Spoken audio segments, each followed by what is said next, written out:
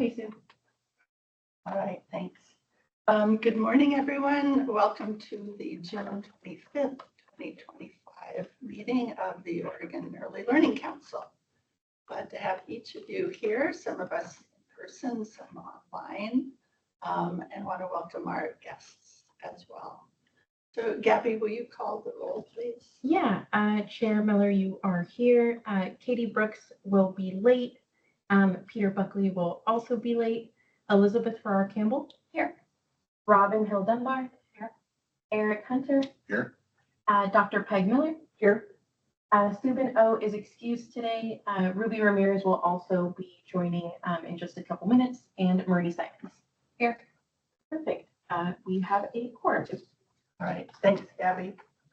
So council, as you know, we're going to start today with public comment. And I think we have one public person here in person. So Lisa Harnish, do you want to come up and join us?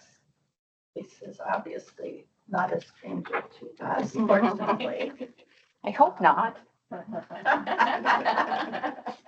Welcome, Lisa. It's good to have you here. Great to be here. All right. Well, for the record, my name is Lisa Harnish, and I have the honor and pleasure of being the executive director for the Meriden Polk Early Learning Hub, and also have the honor and pleasure of being co-president for the Oregon Early Learning Hub Association. I come to you today as co-president of the Early Learning Hub Association, and just wanted to come today and acknowledge the rules that are before you in your packet for your consideration today. And I just want to, on behalf of the Hub Association, just acknowledge and express appreciation for you all as council members in your support and your guidance for the Hub system overall. I'd also be remiss if I didn't acknowledge Sue Miller here today, as this is, I believe, the final official meeting at the Early Learning Council. And I want to say, both on behalf of the association and a personal gratitude to you for everything that you've done for the Hub system. You've been here since the beginning of the Hub system, and honestly, I can't imagine this work without you. So thank you for all that you have done. Really appreciate it. Thank you. We are very grateful as Hub directors and the Hub Association for the very thoughtful rulemaking process that brought us to this point. Also want to acknowledge the work that we've done with BUILD, of course, starting with Carrie, ending up with Harriet, which you will also consider today as part of your overview of the Hub system. I personally believe this is probably one of the most important systems that we have when we think about establishing an early learning system at a regional level. This has to, it's monumental in terms of the rules you're about to consider. I also want to acknowledge Nancy and Maria, who stewarded the rulemaking process, and having worked for state government for many years, that is quite a process. And they did it very well, and I think pretty short order. So I want to acknowledge them, and of course all the staff that worked and helped that process. It is also very encouraging to us to see how the work that we started with BUILD over a year ago that brought us to and helped to shape the first phase of the rule development.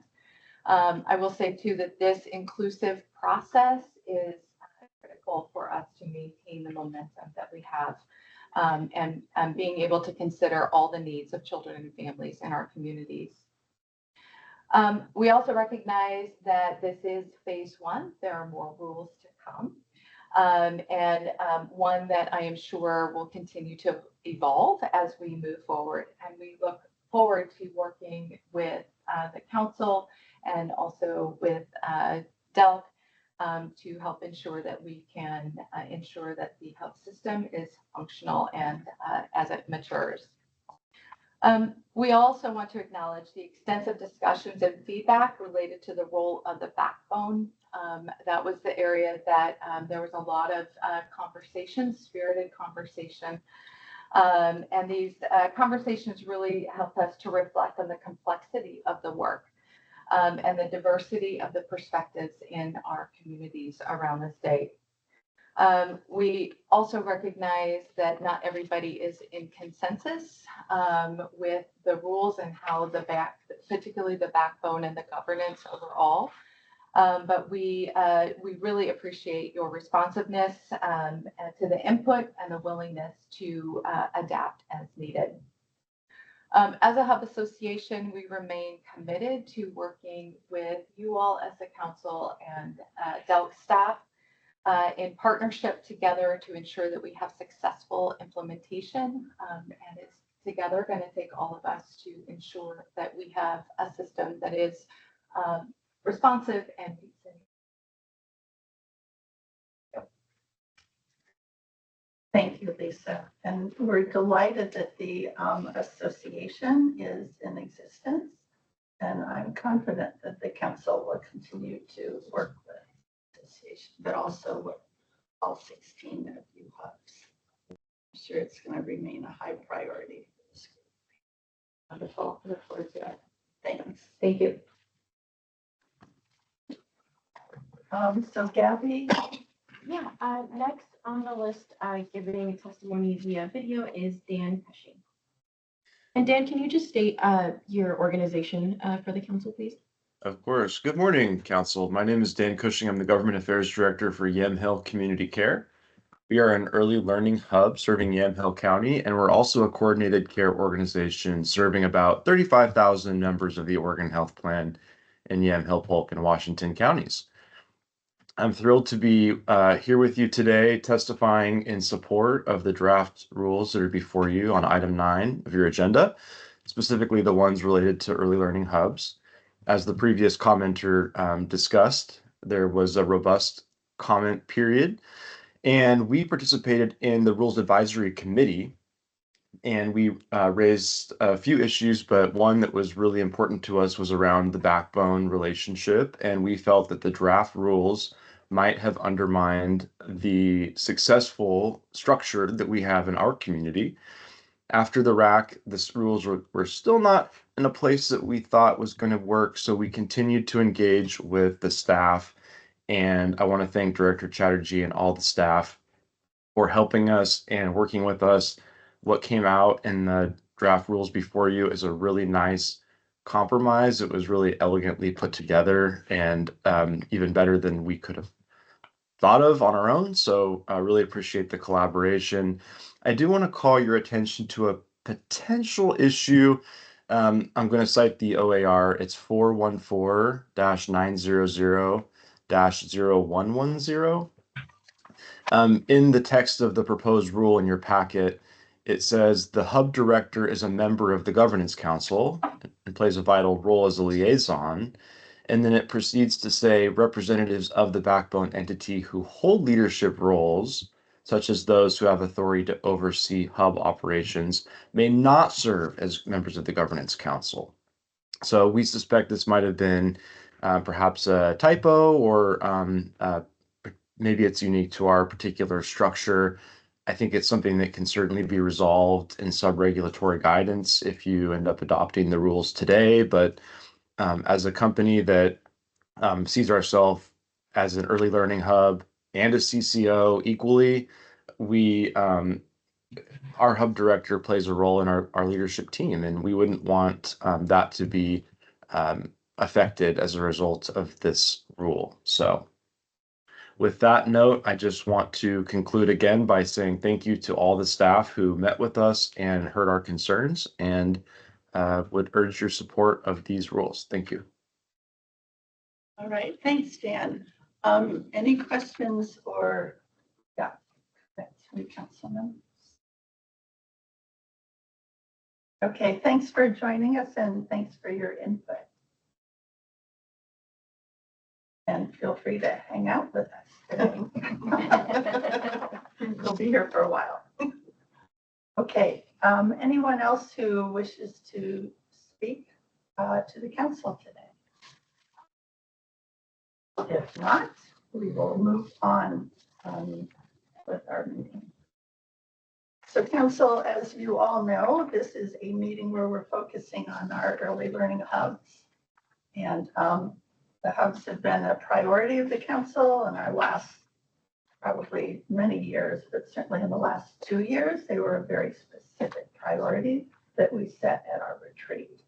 So it's certainly exciting for me as I get ready to lead the council to have hubs from all over the state telling us today about some of the great work that they're doing and the partnerships that they have in their communities. Because as we've said many times, the hubs are basically the council's boots on the ground. That's where this great comprehensive plan has been built. So with that, I want to turn it over to Becky and welcome you, council. I think you've been here once before. Virtually. This is my first time getting an opportunity to at a council meeting in person, so I'm delighted to be here. Well, thank you for being here. Becky, as you know, is our community systems director. And that means she has the exciting of working with all of the hub directors, as well as Maria and Nancy. So Becky, if you will lead us off with sort of an overview, that would be great. Thank you so much. Thank you for the introduction, Chair Miller. Again, my name is Becky Griffin. I'm DELC's Director of Community Systems. And want to just say a quick thank you to both of the individuals that provided public comment this morning. It was really to hear your perspective and encouraging moving forward to have your support. I'm here to frame some of the work that's happened over the last year and a half leading up to today's Early Learning Council meeting. And I want to thank Chair Miller and the rest of the council for inviting me to provide a brief overview of a fantastic report that was authored by the BUILD Initiative, which provides some great background and helps explain how we got to the Early Learning Hub rulemaking process. So that title of that report, which everybody who received a package or is able to refer to the meeting package for today should have a copy of, is called Getting Aligned, Defining the Shared Vision and Functions of Oregon's Regional Early Learning Hubs. That's BUILD Initiative final report dated May 2025. So I came into my current role as BUILD was wrapping up a 12-month process with DELC, Early Learning Hubs, and the Early Learning Council. And the purpose of this process and the subsequent report furnished by BUILD was to revisit the vision for the Early Learning Hubs core roles in advancing Oregon's regional early childhood system and its early learning and care sector, and to identify the statewide infrastructure needed to support that vision.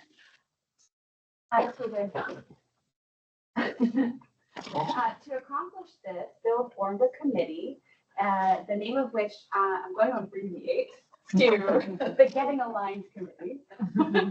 And that was comprised of 16 Early Learning Hub directors, 4 Early Learning Council members, and 5 DELC leaders from DELC's program, policy, and community systems. So the first part of the process that the committee participated in, and that's described in the report, focused on developing consensus for an updated shared vision and core roles of the early learning hubs. And that work culminated in a revision of the hub vision and mission statement, which was adopted by the committee in June 2024, so just about a year ago. A guiding document was drafted that further elucidates the specific roles and responsibilities hubs have within the early learning and care sector and the broader early childhood system, which is titled, I just forgot the actual title, but things all hubs share. Yeah, the roles all hubs share, in short. So during the second part of the process, committee members shifted their focus to infrastructure and discussed wanting a robust, flexible infrastructure for early learning hubs with strong communications and a shared commitment to quality implementation. By December 2024, the committee had made significant progress in prioritizing a number of key components of early learning hub infrastructure. They discussed the infrastructure characteristics, that they desired for early learning hubs within a number of domains, including hub leadership and operations, backbone agency roles and responsibilities, hub governance council and responsibilities, DELC operations, quality assurance, quality improvement and technical assistance, and data reporting and storytelling. The components discussed the most throughout the process were hub leadership, backbone agency roles and responsibilities, and hub governance council. BUILD helps to facilitate focus groups, document analyses, work groups, and wide-ranging discussions on topics such as definitions, roles and responsibilities, the use of funding and fiscal practices, the use of bylaws and memorandums of understanding, and a number of other topics. Based on that year-long process of engagement and reflection, BUILD generated a number of recommendations, including the recommendation that DELC update the Early Learning Hub rules, grant agreements, and policy guidance. By January of this year, DELC had completed an analysis comparing the authorizing statute, current rules, and grant agreements for the early learning hubs with the infrastructure feedback hubs had provided through the BUILD process. There was a wealth of feedback that was generated from the Getting Aligned committee that formed the foundation for today's revised early learning hub rule set. As Chair Miller mentioned earlier today, the work of early learning hubs has always been a priority for the Early Learning Council and has been a central focus over the past 2 years. The Council's representation on the Getting Aligned committee is in keeping with that commitment to support continued growth and development of early learning hubs as cross-sector leaders for early childhood. And just to mention that the Council supports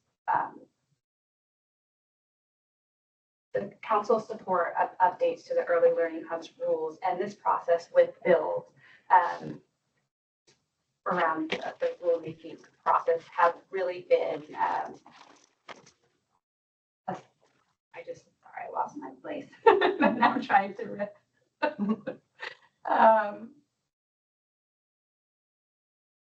Sorry.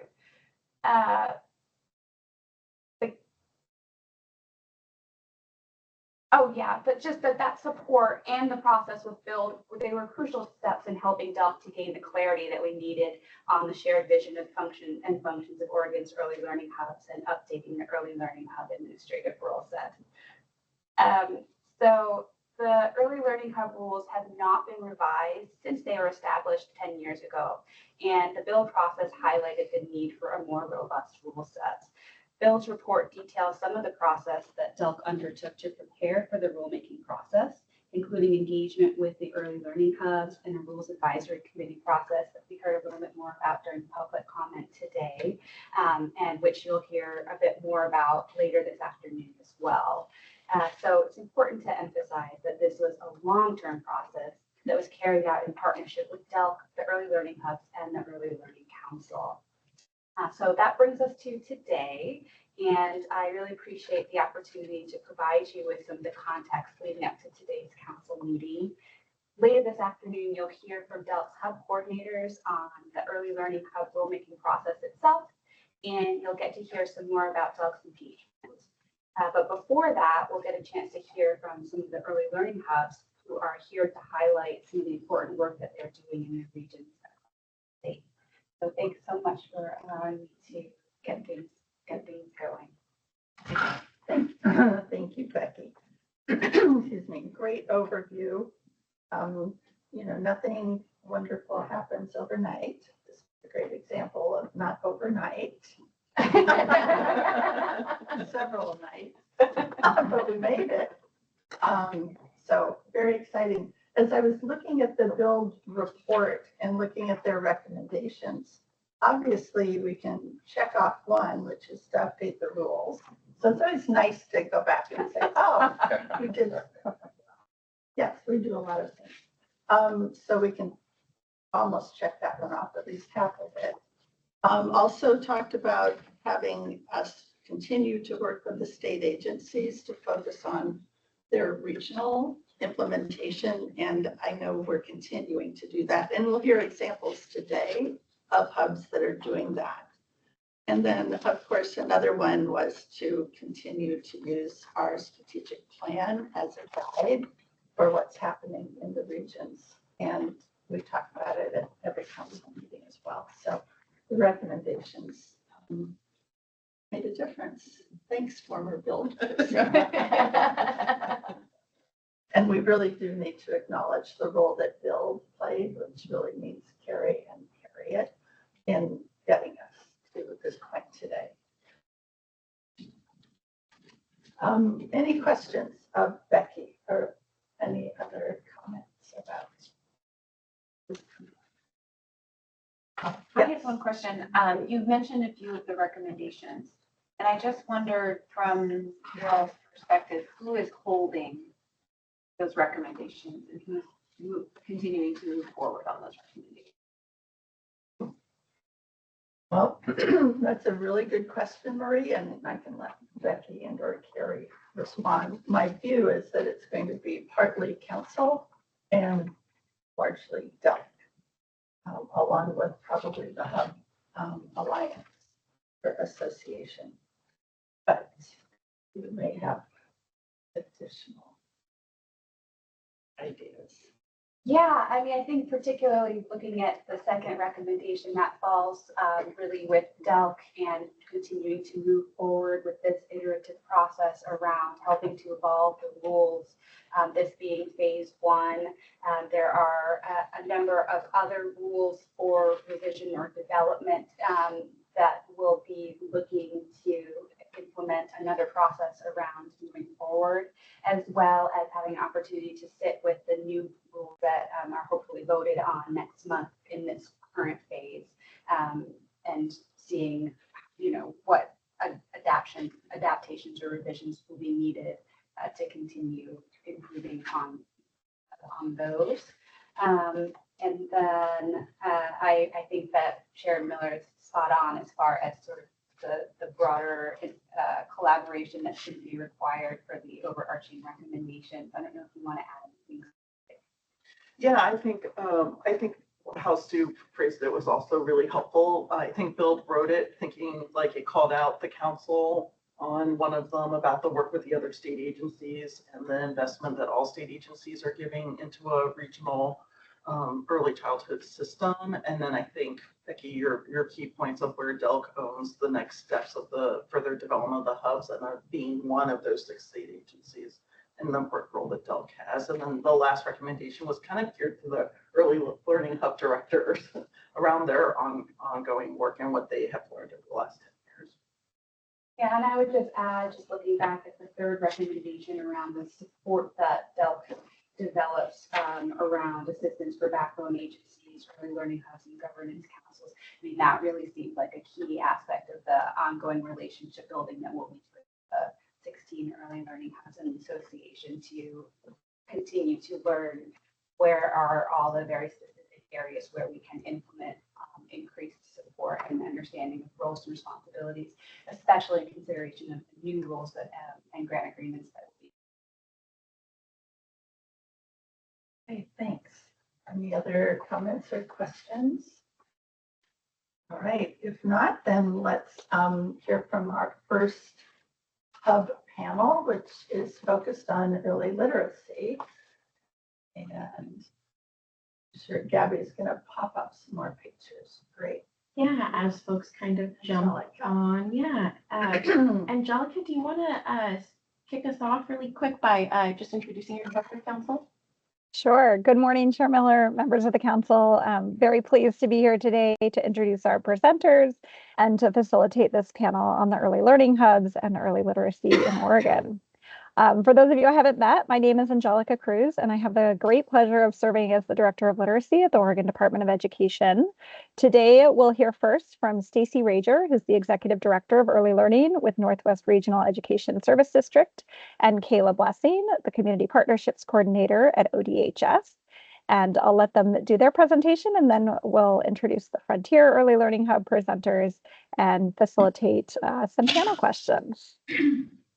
Thanks, Angelica. And council, I also want to acknowledge someone who's not on the call, Abby Lutzkowski, who provided a video, and I'll play that for folks right now. But just want to acknowledge that Abby couldn't be here today, but she did really kind of help organize and make this video ahead of time to share with council.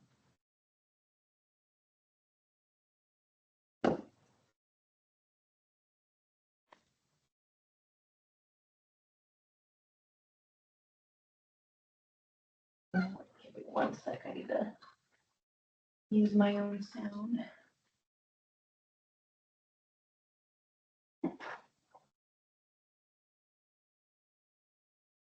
Council members, thank you for this opportunity to speak with you about our exciting early literacy work. Let me start by saying I became the hub director at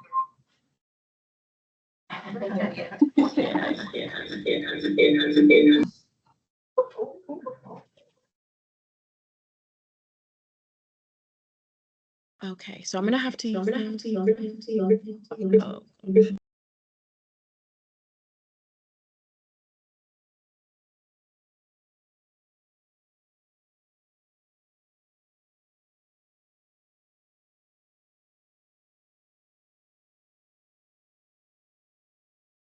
Okay, just for the sake of the sound, I don't think I'll be able to play the video for folks. I'm not sure how it was coming across for folks on the call, but just internally, the sound was just not well. Okay, Katie, I'm glad it wasn't good for you either. Gabriella, I can look for my link if you give me just a moment, and I could, if you gave me screen sharing, I would be able to share the video. Yeah, that'd be Thank you. That's a In great fact, could idea. you, if you put the video in the, is there a chat associated with this Teams? Oh, there is not a chat, but Okay. I can email. Give me Oh, one that would be sec. great. Yeah, I can't imagine the logistical part of trying to manage all those speakers in one room. Members of the council, I'm Stacy Rager. I'm the executive director of Northwest Regional ESD. And Abby, I'm a little envious. She's in Mexico with her family this week. And so she was kind enough to create a video of the work that we've been doing around early literacy. And so here in just a couple of minutes, I will play that video for you, and then I will be available to answer questions as best I am able to. Hopefully you don't ask anything too hard, and I would be able to just provide a little more context and information around the work that we are doing here at Northwest Regional in the Early Learning Hub. Okay, give me just a second. Do I have screen sharing abilities? It looks like I might. Let's see if I can do this right. Oh, this is a little different. So hold on just a second. I think we got it here, and sharing the audio. I'm going to go ahead and try this now. Can you all see the video? Okay. Yeah. Chime in if it's not working. Here I go. members, thank you for this opportunity to speak with you about our exciting early literacy work. Let me start by saying I became the hub director at Northwest Early Learning Hub on October 30th, 2023. At that time, our hub was already the local program partner for Dolly Parton Imagination Library. And zooming out a little bit, I can say that our backbone agency, Northwest Regional ESD, is also deeply engaged in early literacy work with school districts. So when I started, I stepped into a hub where early literacy was already a priority. When we learned about a new investment from DELC, I was excited to get to work. As a new hub director, my approach had 4 key components. First, I wanted to center the priority populations listed in our ECE sector plan. Second, I wanted to really leverage this opportunity as a way to bring partners to the table and build relationships. Third, I wanted to survey the landscape carefully for potential partners and opportunities to fill in gaps without duplicating efforts. And finally, I wanted to collect input from the community along the way through surveys, through one-on-one conversations, through governance council meetings, and the like. In May of 2024, having done a significant amount of research and engaged in several of those one-on-one conversations, I presented my plan to the Governance Council for their input and approval. I outlined several specific strategies and potential partners for each of my 3 aims. I shared that those strategies could change in response to community input, but that the 3 aims would be our North Star.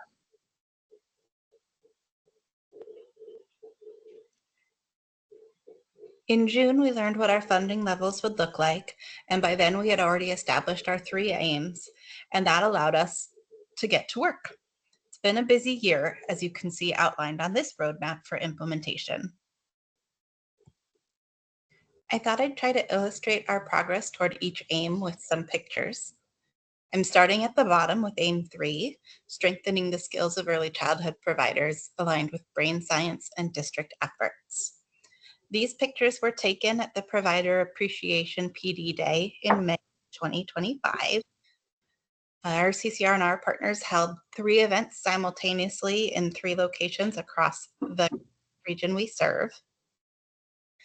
The events took about 6 months of planning. My role was helping to find trainers for them and then purchasing books that were distributed at the events.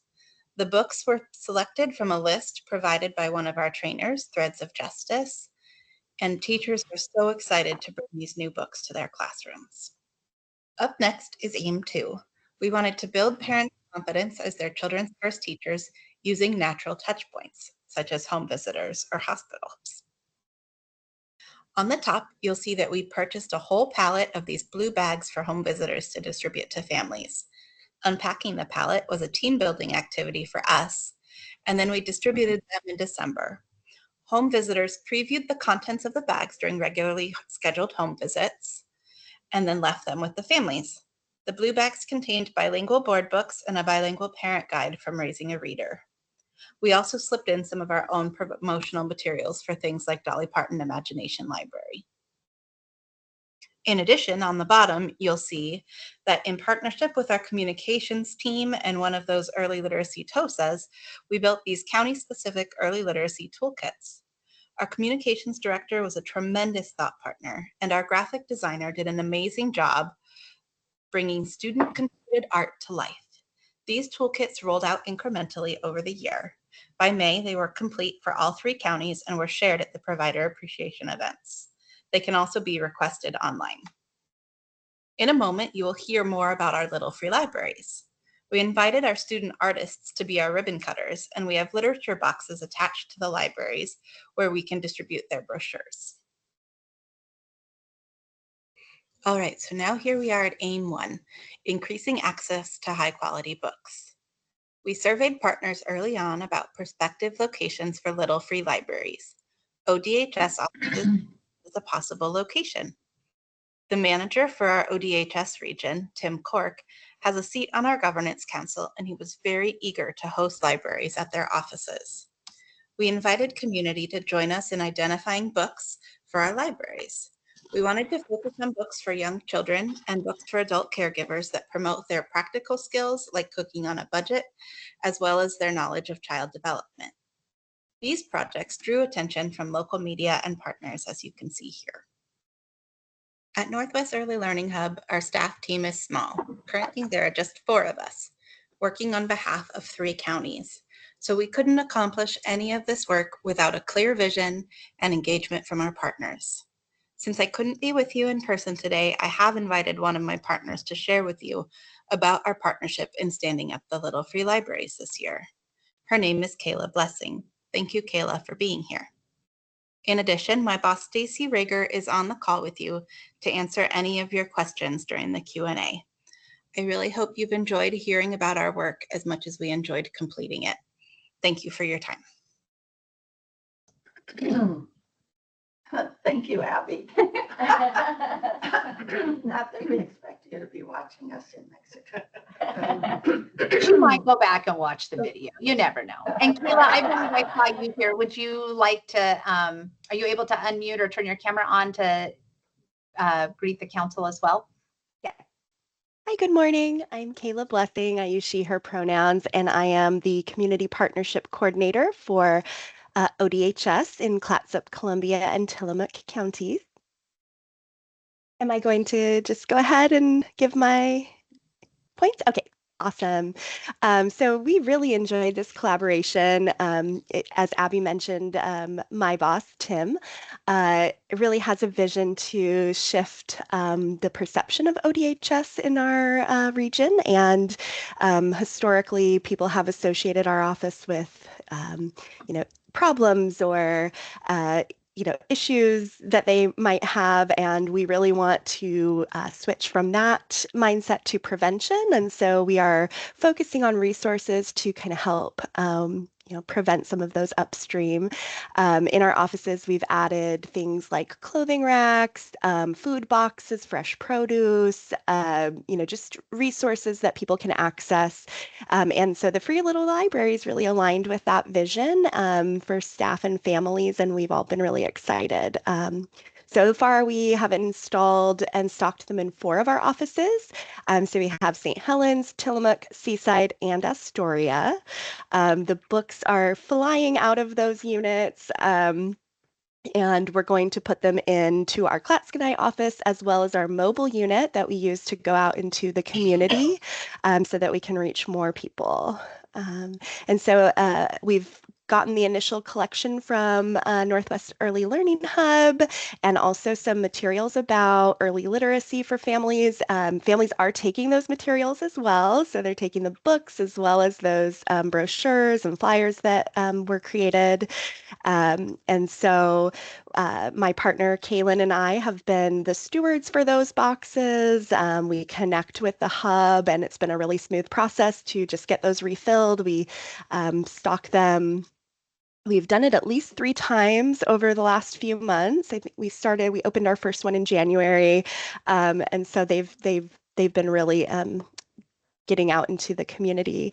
And yeah, I just really enjoy the fact that these books were specifically selected and that we're stocking these, with equitable books that reflect diversity and family, from all different backgrounds, bilingual books, and different topics like food insecurity and things that, our families are dealing with. So I just want to say that it's been a wonderful collaboration and very smooth.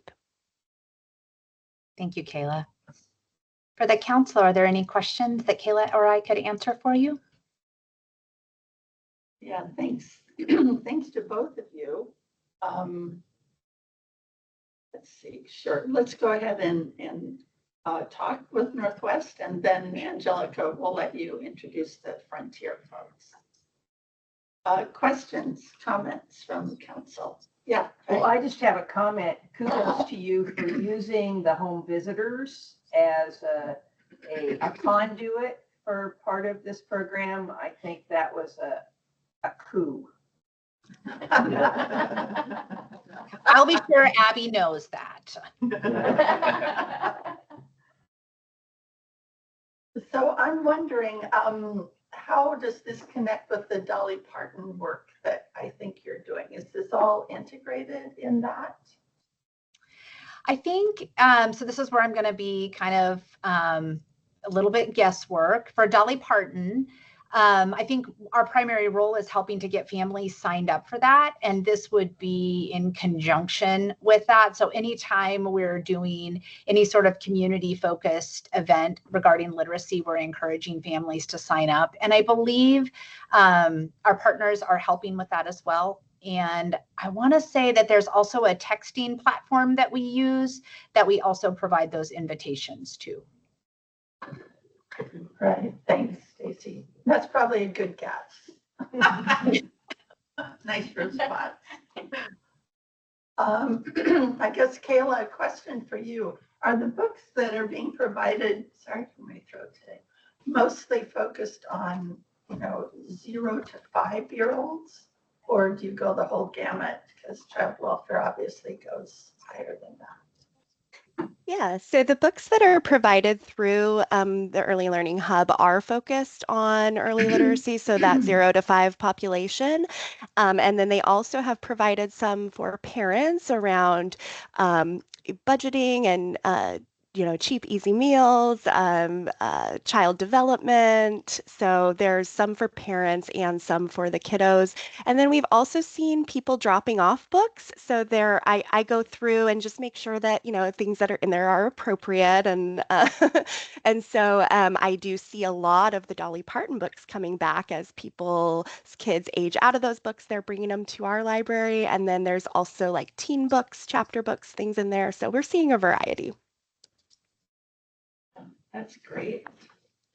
So unlike most libraries where you expect the books to come back, that's not necessarily an expectation with your program, is that? That's correct. The books, it's really to get the books into the hands of our families. So they are encouraged and welcome to keep them for as long as they would like them. Yeah. And at the provider event that we did with the child care resource and referral teams, it was super well done. We had so many books and so many like a ton of variety in books. Providers were able to leave with, I believe, 5 to 7 new books to take back to their centers or their classrooms. And it was very, very well received. A lot of excitement around that. And the quality of the books was really good. Well, Kayla, I hope you let your fellow regional or district office folks know what you're doing around the state. Want to try to put a similar program together. They are all very jealous of this collaboration. I'm sure we'll see more. Good for you.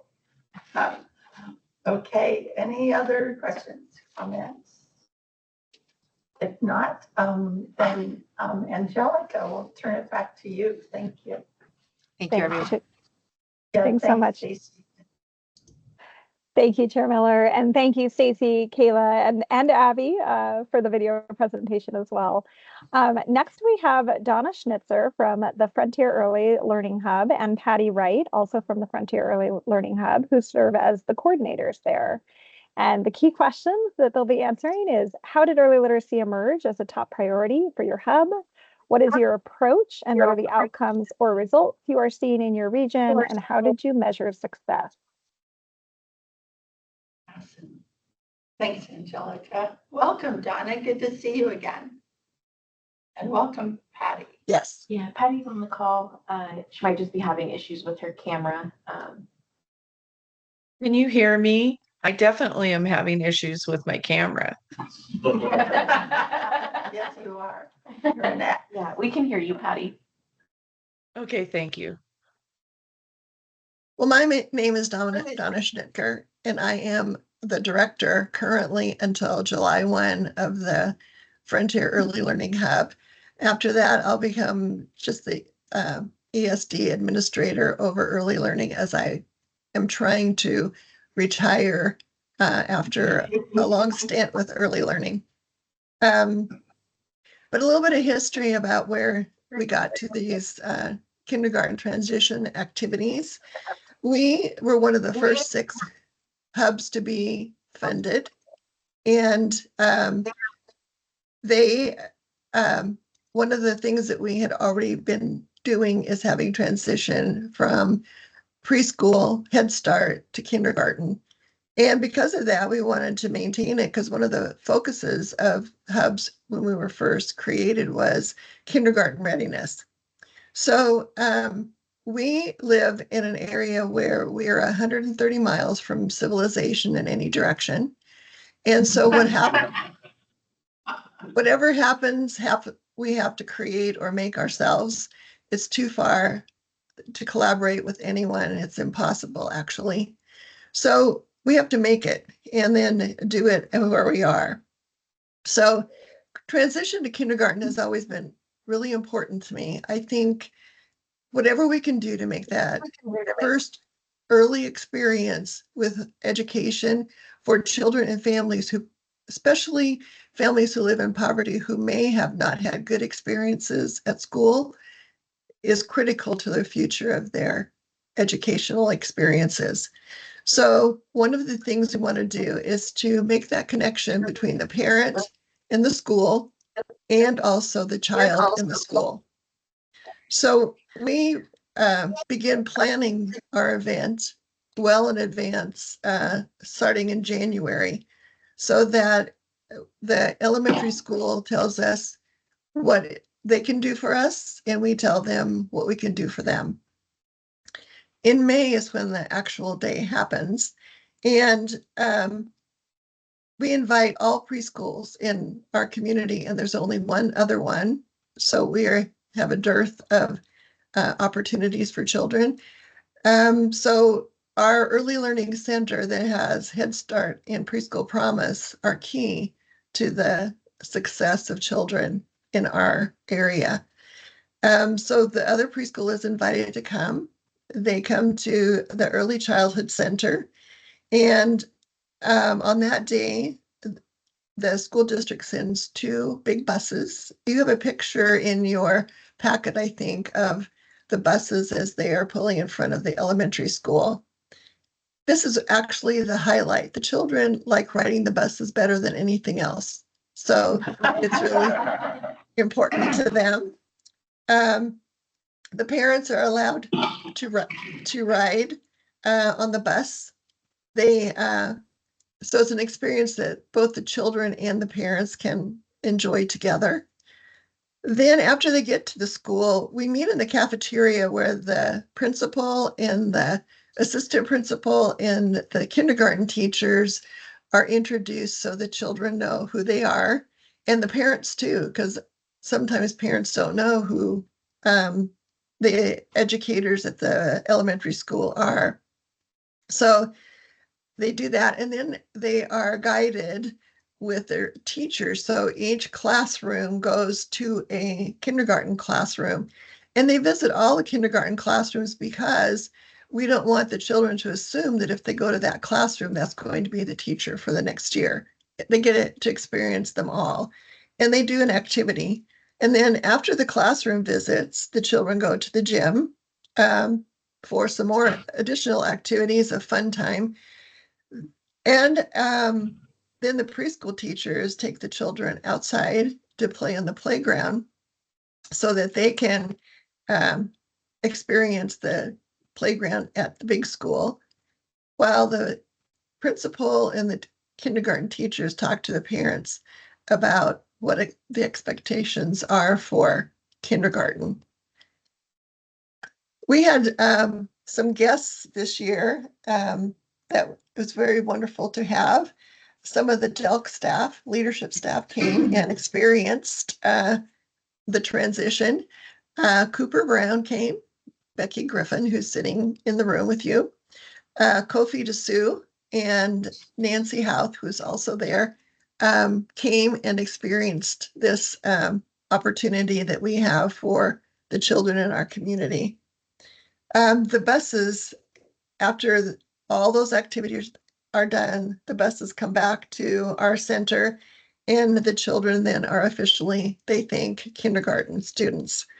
One of the things that we send home with them that day are pizza boxes, and there's also a picture of a pizza box in your packet. The pizza boxes got the name because the first time we did this, the owner of the pizza restaurant in our community donated pizza boxes that we could use to put these summer activities together for the students, and it just stuck. We've grown so much as far as distributing pizza boxes that the pizza restaurant could not really afford to give us pizza boxes for a couple of hundred students.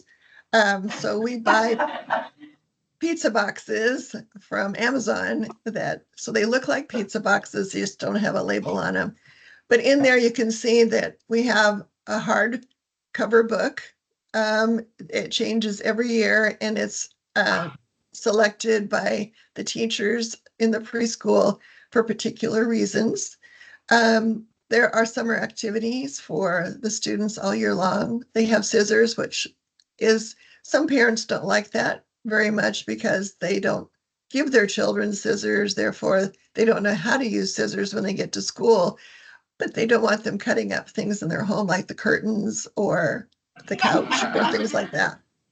But we try to explain to them it's a skill they need for kindergarten, so that we put them in the box along with crayon. And one of the things that's hard to tell there, we have magnetic numbers and letters for them to use on the refrigerator at home to help them stay current on their recognition of the alphabet and numbers.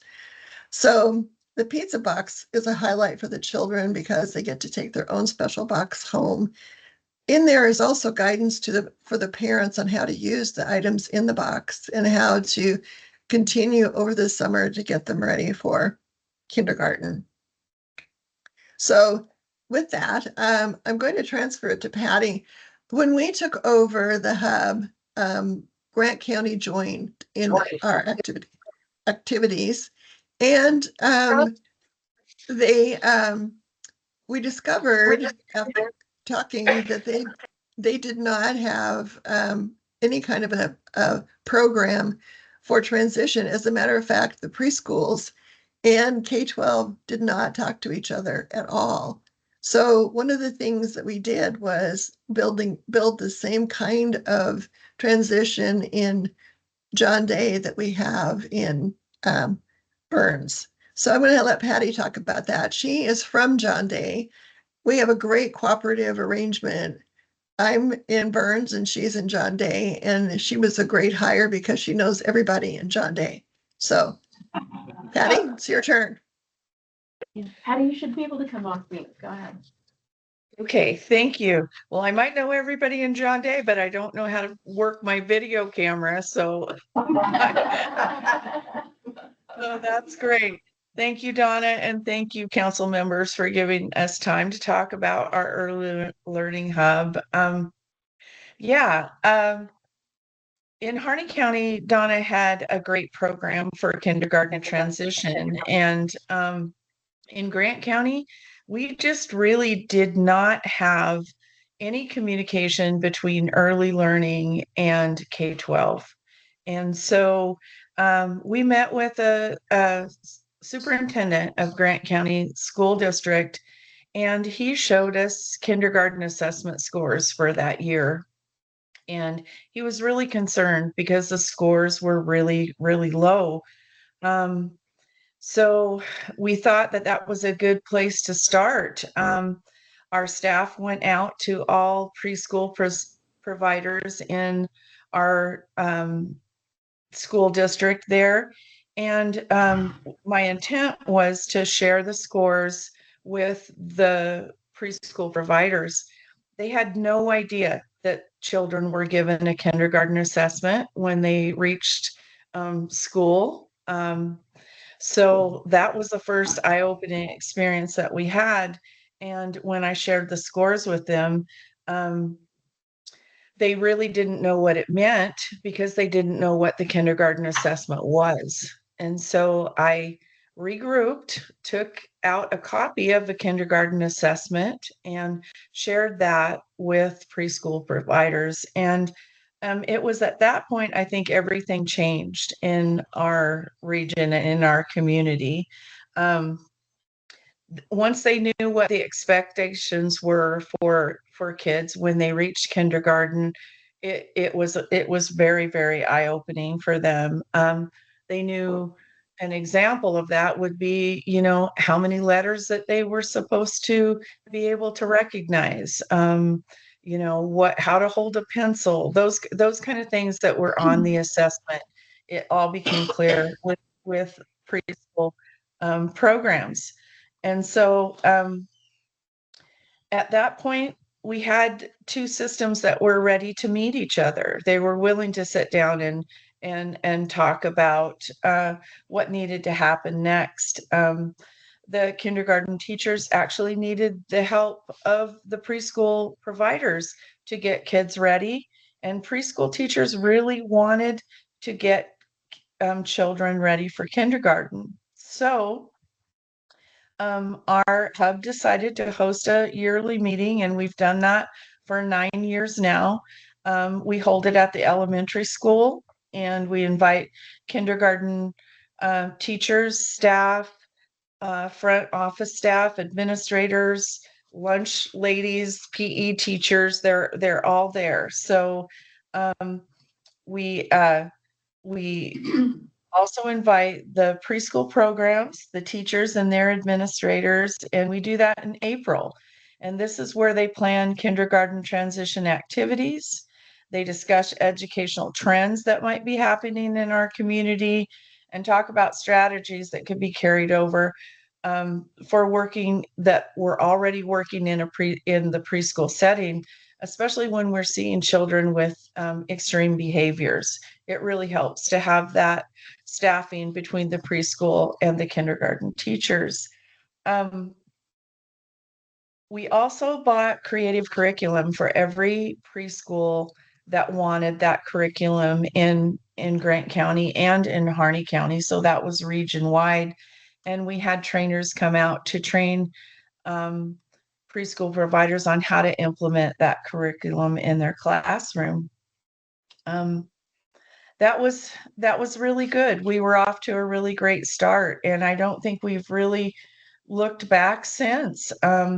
Move Up Day happens every day or every year in Grant County as it does in Harney County. We do ours a little bit different. Parents and incoming kindergartners go to the elementary school, and they first meet in the cafeteria, and they meet the teachers, the principal, and the front office staff, the people that they would be meeting every day when they would go to school. Children go to visit a kindergarten classroom where they do some fun activities, while the teachers and the classroom assistants do kind of a mini skills assessment, like an activity with cutting with scissors or writing their name. They then tour the library, the playground, and they go to the gym where the PE teacher does some activities with them to test gross motor skills that the kids might have. So before kindergarten even starts, the elementary school kind of knows those students and what their capabilities are. Kindergarten registration forms are completed by parents, and information about further activities at the elementary school are provided to parents. And we also, the pizza boxes, as Donna's explained, those go out to all incoming kindergarten children in Grant County as well. And this year, we're really happy. We are providing some funding for a summer school program at Humboldt Elementary School, the Kickstart Kindergarten program that will start in August. And one of the things that we had a lot of success with was home visiting for a while with our kindergarten teachers. But after COVID, it just seemed like they were a little reluctant to go into people's homes. So the elementary school decided to do a meet and greet in the local community park in John Day. So they do a summer in the park program where the teacher meets the students and the parents again. They're given a t-shirt and water bottles with the school logo on it, and our hub helps to fund that event. So that's kind of been a change. And as we've done this for 10 years, things do change as administrations change and teachers, come and go.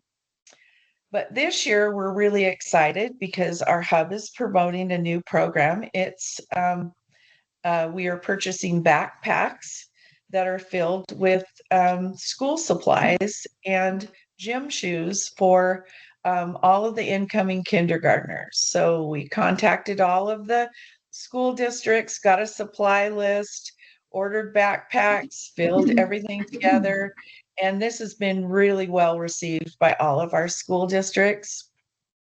They're being assembled this summer, and they'll be taken to all of the school districts, and vouchers for parents to buy shoes, gym shoes for kids. Each elementary school will deliver the backpacks to parents this fall at Welcome to Kindergarten events.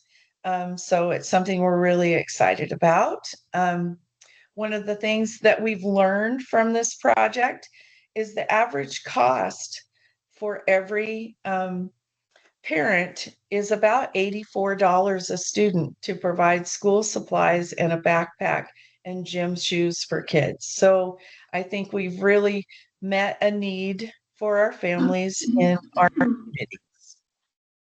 So, and that's all I have for today. Thank you for letting me talk about our kindergarten transition activities. Thank you so Wow. much, Patty and Donna. All right, Chair Miller, I'd love to open it up for any questions you have or anybody else on the council has. Thanks, Angelica. Wow, thank you, both Patty and Donna. It's amazing to see what you've done in 10 years. Amazing what happens when people talk to each other, isn't it? I love that. Okay, questions, comments, Peter? Thank you. Donna and Patty, thank you very much. Great stuff. Are you tracking anything like family satisfaction surveys, or are you tracking any way to know whether the kids actually are making that transition better year after year, given the support they're given? Well, in Harney County, when they were doing the kindergarten assessment, we administered the kindergarten assessment to all of our 4-year-olds that were going to kindergarten. So we had results. They were doing very well. And the school district didn't want our assessments. They didn't even want to know. The answer that we got was, we want to have a blank slate when the kids come up here and do our own thing. So we haven't been able to. I also got permission from the parents to track the kids' scores through 3rd grade.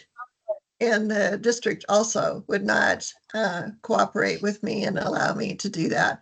So I don't have any data. And we did everything we could on our end to make it happen. It just did not go to the district.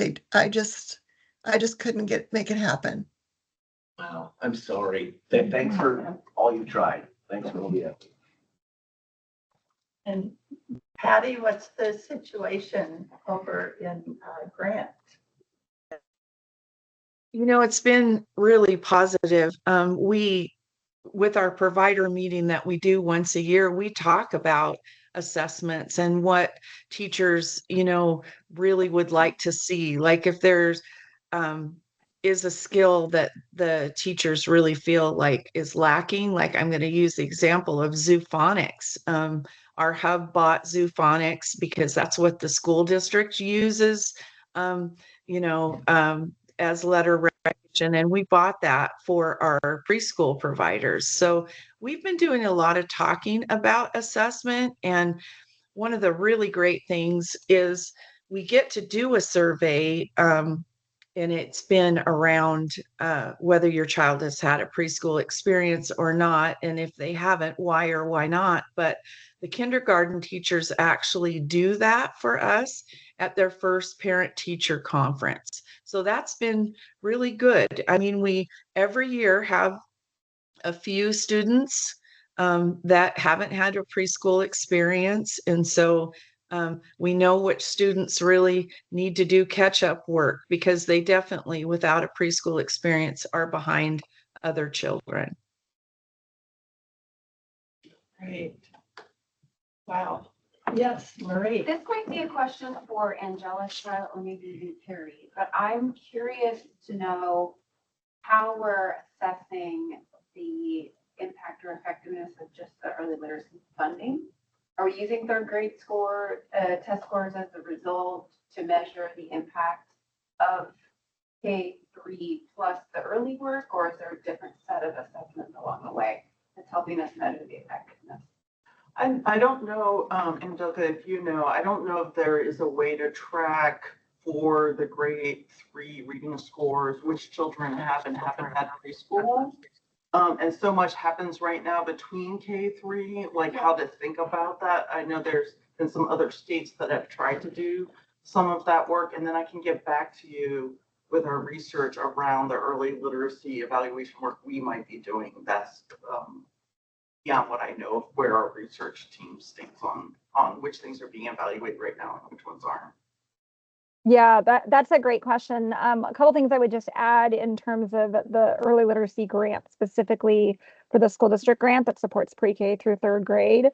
As a requirement of that grant, every school district had to select a student growth assessment to use for students who are participating in any kind of programming that's funded, which is basically every student in the district. All districts except for 3 in the state have the grant currently. And so that pretty much is most students in our state are participating in some type of student growth assessment. But again, to Carrie's point around tracking who had pre-K, that's not a super clear line of which students had pre-K opportunities versus which students didn't have pre-K opportunities. But in terms of just evaluation of the impact of the school district grant, all districts do have a student growth assessment that they have to administer at least twice a year, beginning and end of year. And then they have to submit the outcome data to ODE, but only for students who participate in high dosage tutoring and extended learning. So that it gets a little bit more complex in terms of what data do we actually have to evaluate impact. We do have the student growth data for kids who participated in high dosage tutoring or extended learning, so like summer programming, kinder transition programming, for example, but we don't have that student growth assessment data for all students. So really, third grade OSAS is what we have for all students. So when we look at growth over the next 3 to 5 years, for sure, we're going to be looking at third grade OSAS data. But with the accountability bill that just passed, there'll be some additional interim assessments that districts will be responsible for implementing. And so we're looking forward to that being another way that we can measure impact of the early literacy grant specifically. But I'm not sure if that answered that. It's a bit of a complex situation in terms of what data we have and what we can collect in the future.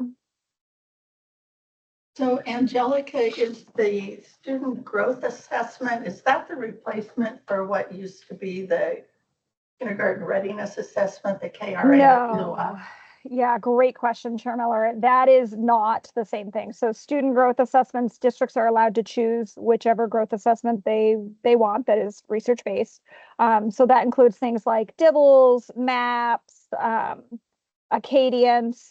There's several different ones in use across the state, which is another challenge in and of itself because we are then comparing apples to oranges to bananas all the way around the state as we look at growth outcomes.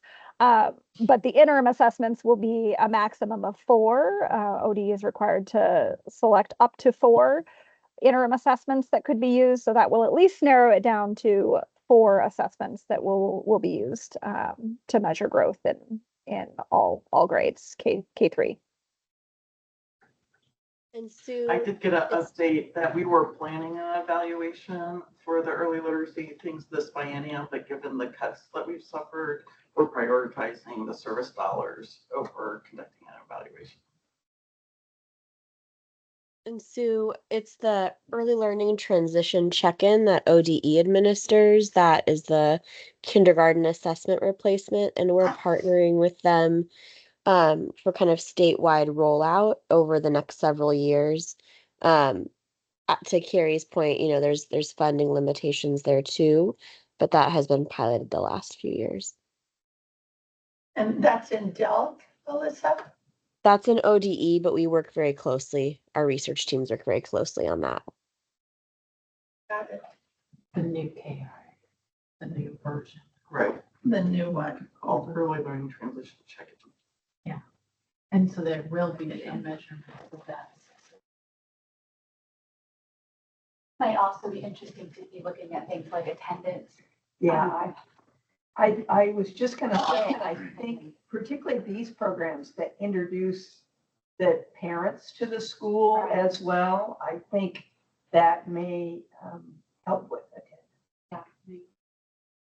Relationship early and getting kids primed early. Very interesting to look at the the chronic absenteeism. At least for Okay, we need to speak up. Oh, so sorry. People can hear us. I was just saying it might be interesting also to be tapping into any research we can, or data on severe chronic absenteeism or attendance rates for families. I know you brought up the challenge of not necessarily being able to track all children's pre-K experiences, but potentially for those that are in the publicly funded programs.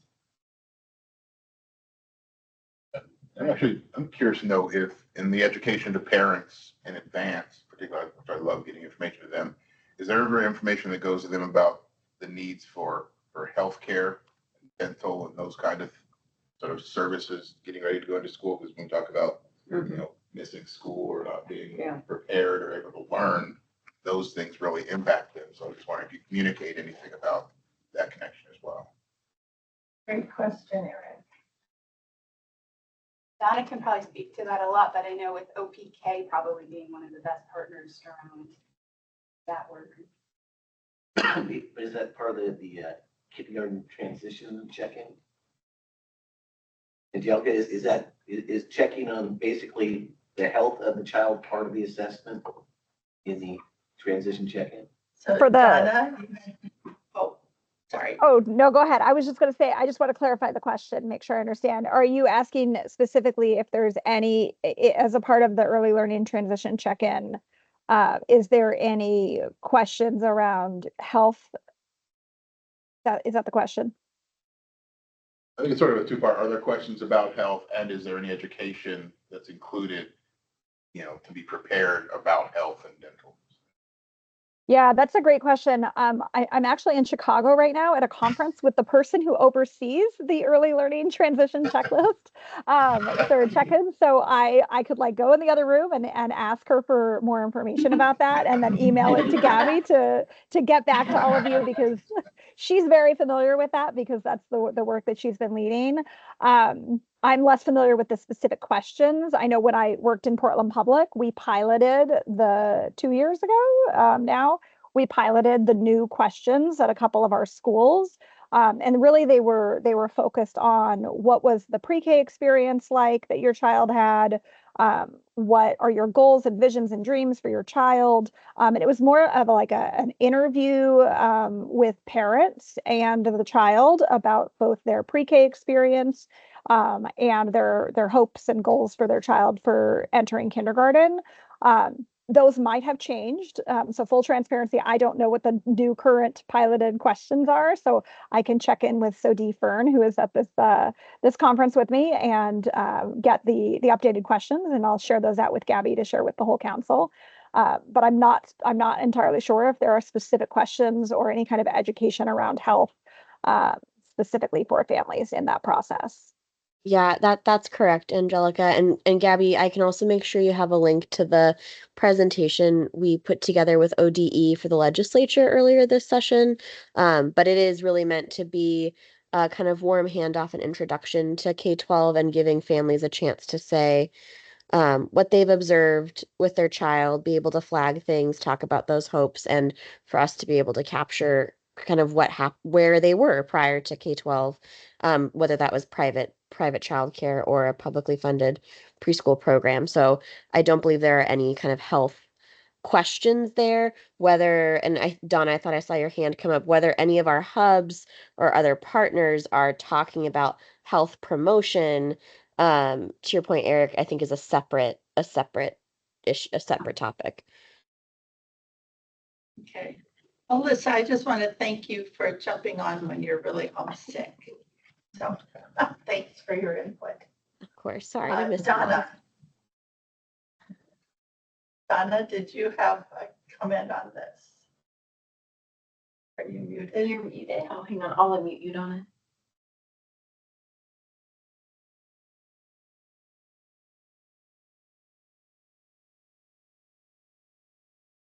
Okay, you should be able to unmute, Donna.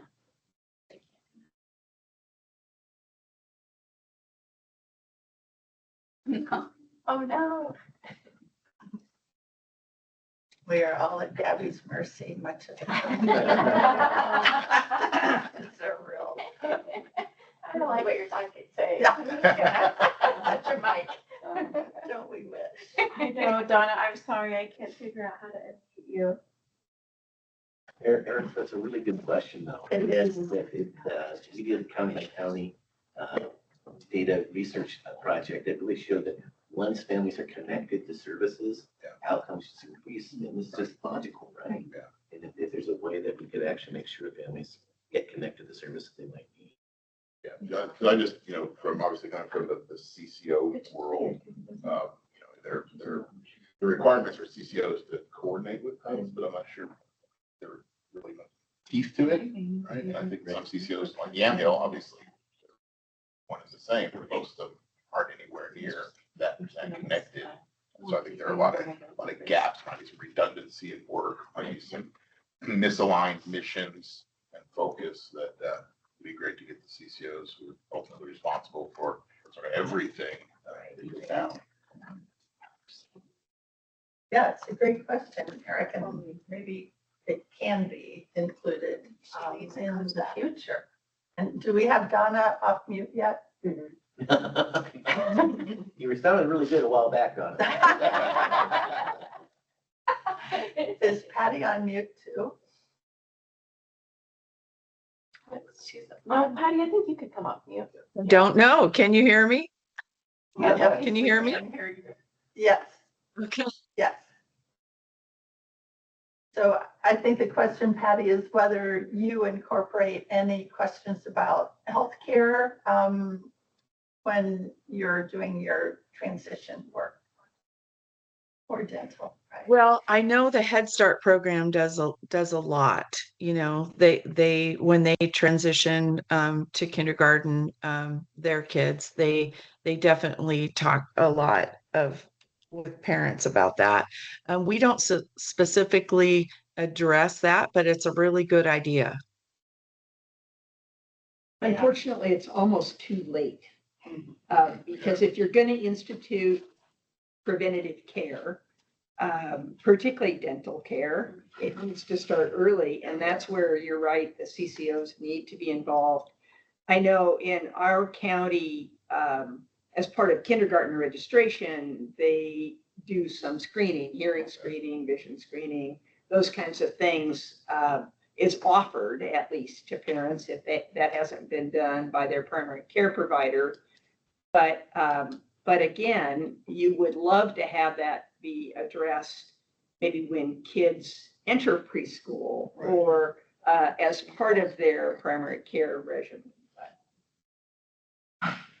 And Donna, try now. I think I re-added you in as a presenter, so I'm hoping that helps.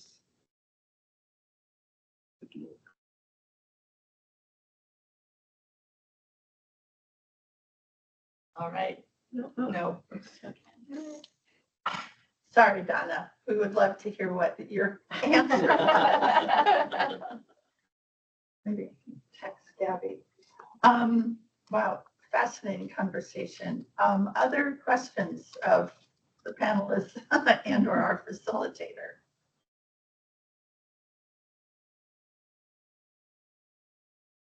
All right. Well, we, the council, appreciate you, Angelica, facilitating this, but also overseeing at the state Department of Education all of this work. And yeah, we know we have a long way to go.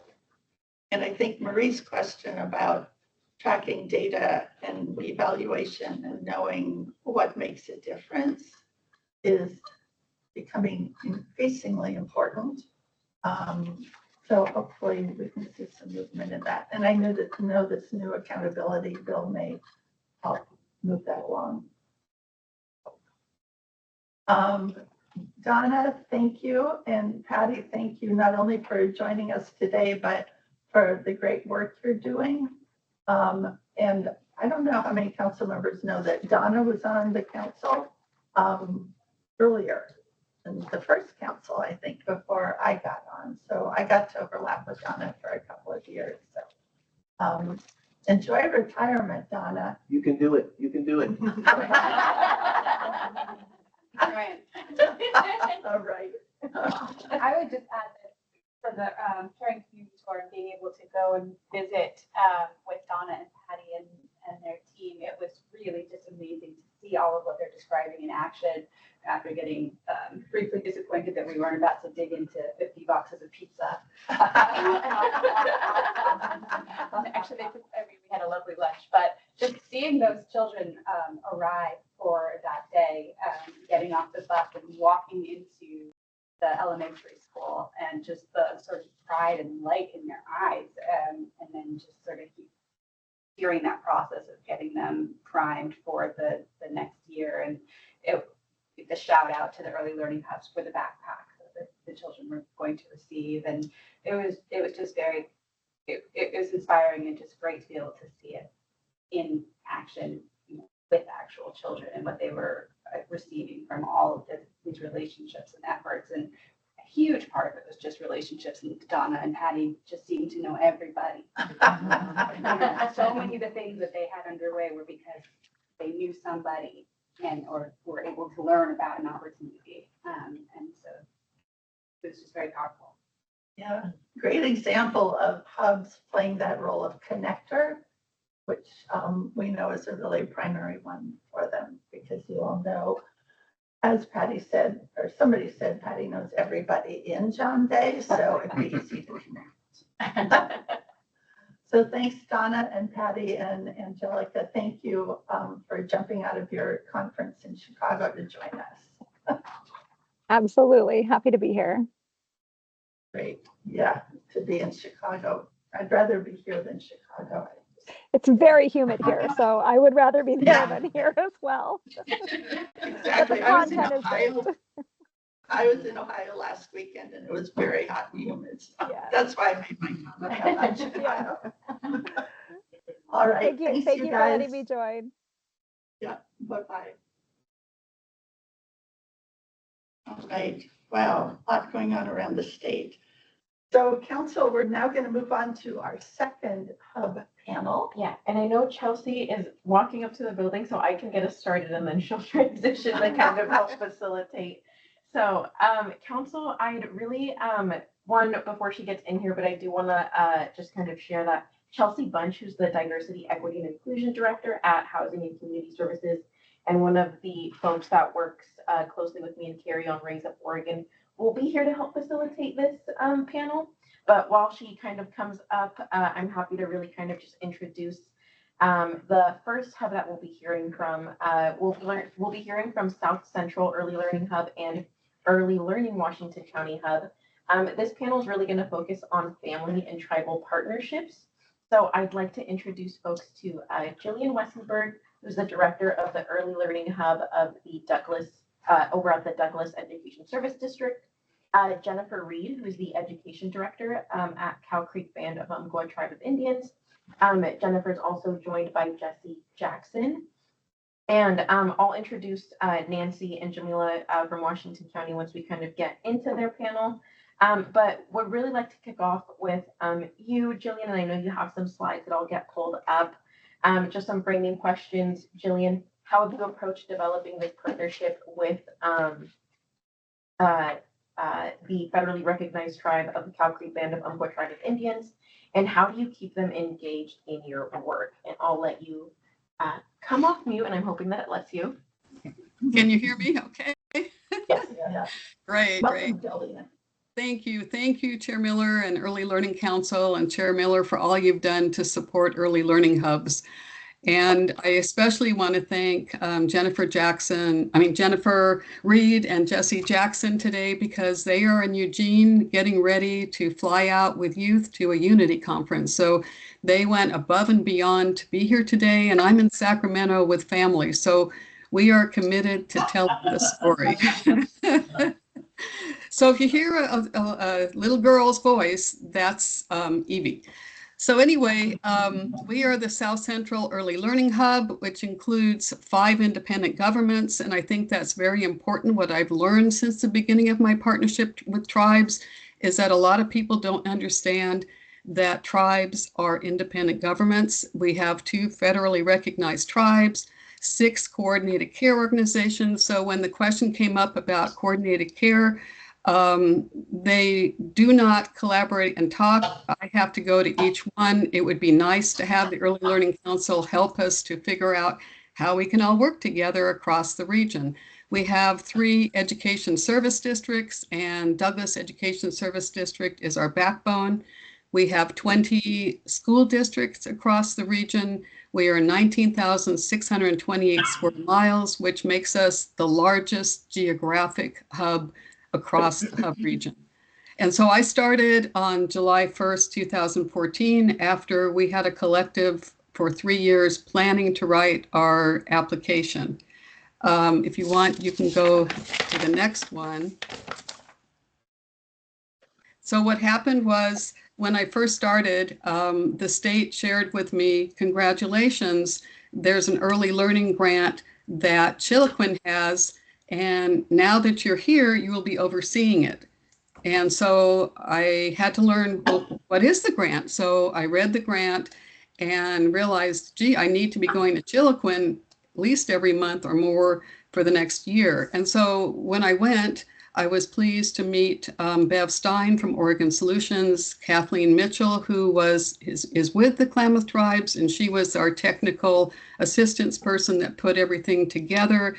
And from that, I met Julie Bettles, who is the education director of an education and employment department director with the Klamath Tribes. We had a lot of meetings. What I found was something I need to share about myself is my dad has 7 sisters, and I have many, many cousins. And when I was growing up, what was very important was to treat my relatives with respect because I was the youngest, and to always listen to understand, and that each one of their history was important.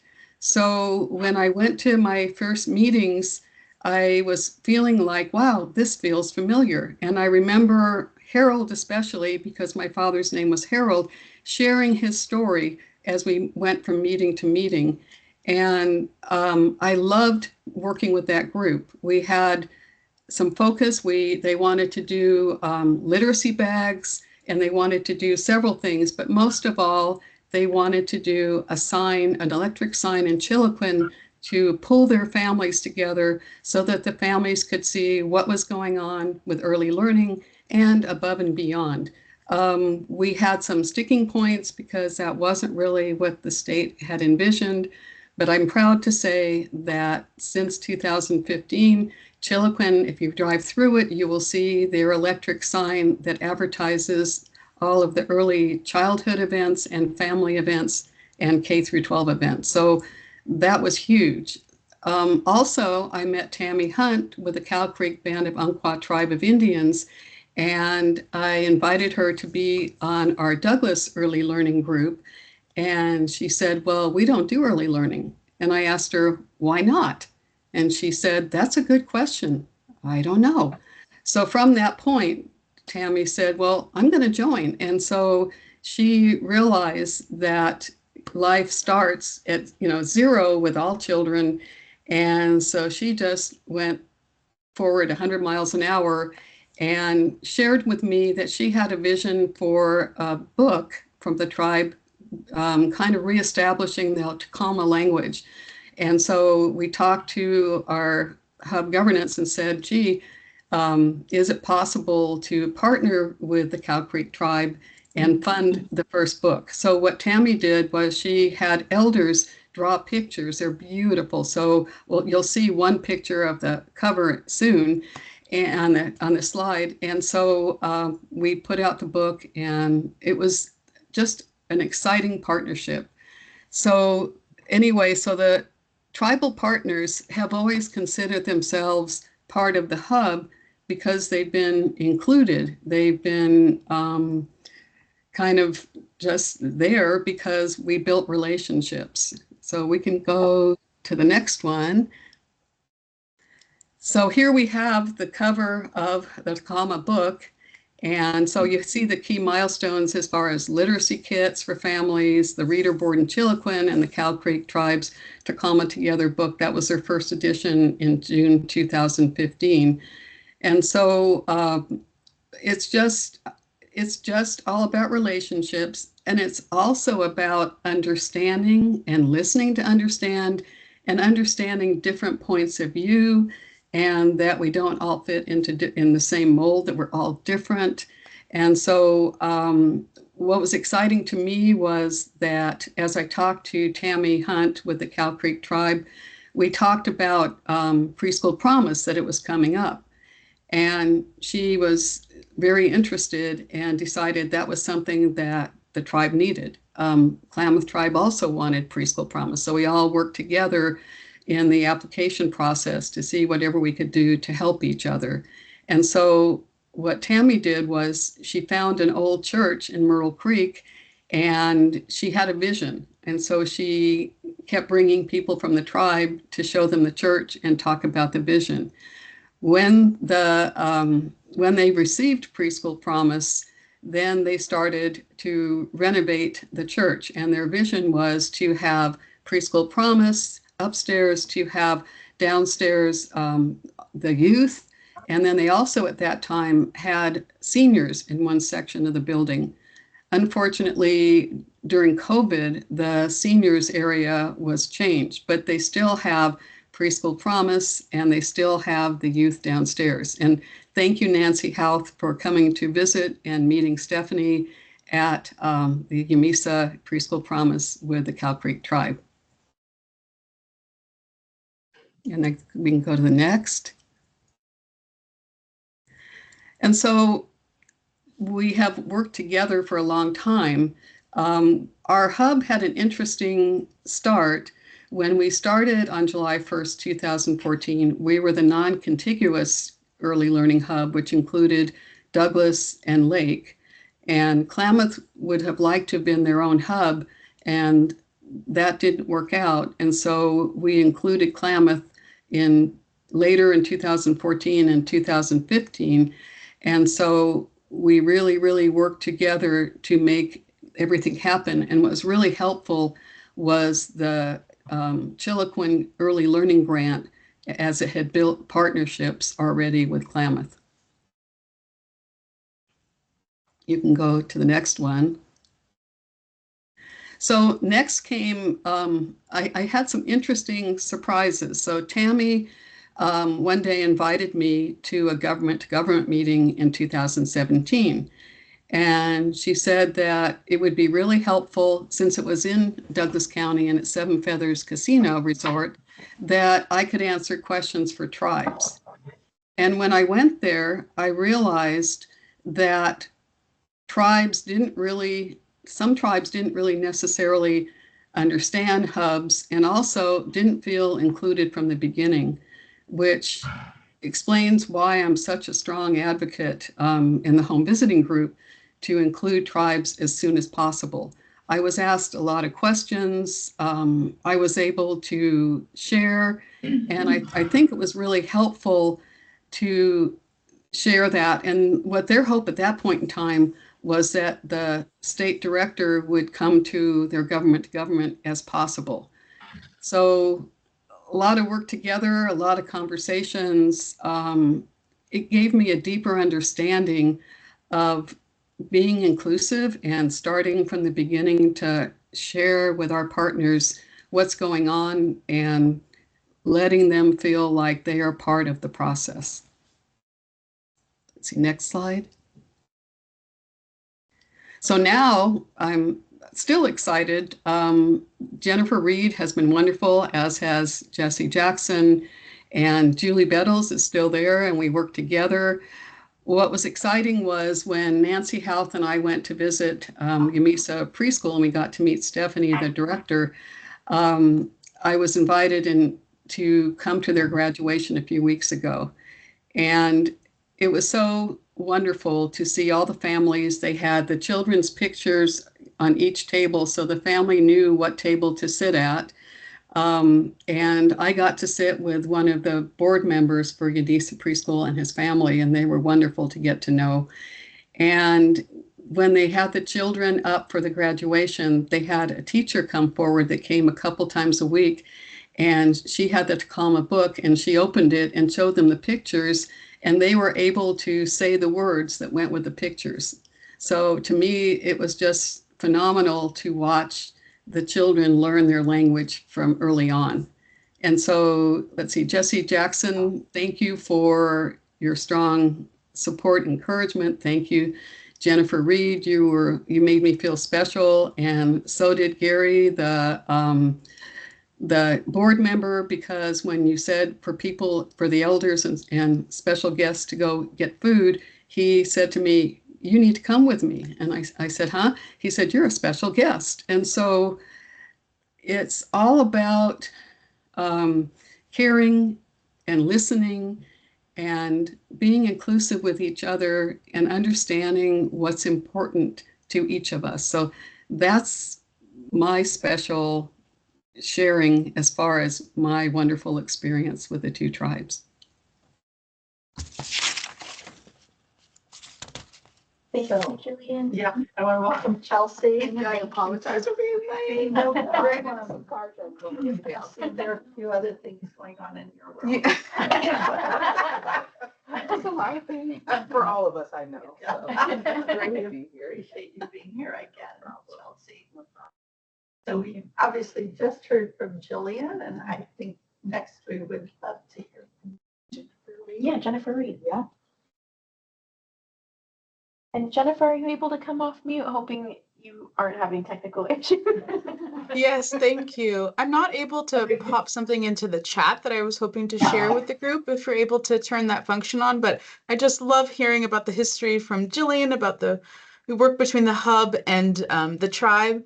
I love that she laid out all the different entities that families have to navigate here in Douglas County. And I want to add that the tribe also self-insures itself. So we have Nasika Health Insurance, we have Cow Creek Health and Wellness. So as you can imagine, the average tribal parent has a lot of different systems to navigate in order to access resources for their children. And I'm not Cow Creek, but my daughter is Native. And I've even turned to Jillian as a parent myself.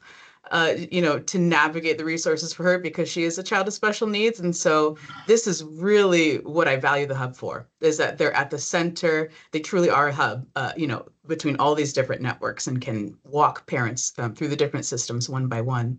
I loved hearing about the history of the Takalma Together book. It was really a pilot. I'd like to be able to share just a link to our Cow Creek Education page where we have links to our ebooks. So we have 6 really beautiful, print-rich, high-quality Takalma primer books. Each child, when they're enrolled in the tribe, when they're born, receives a set, and these are the books that we integrate into our Takalma language instruction on a weekly basis at our Yamisa preschool.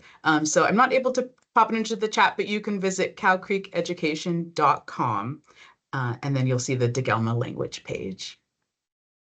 And then I just wanted to share that, Jillian, thank you so much for the funds that you were able to distribute to us. Using those funds, we worked with a publisher called Orca Publishing. Although they're not Native owned, they are all Native authors, all Native editors, all Native staff, working to produce youth books. So we worked with Jillian and the publisher to identify 5 books that kind of touched on the developmental milestones between 0 to 5.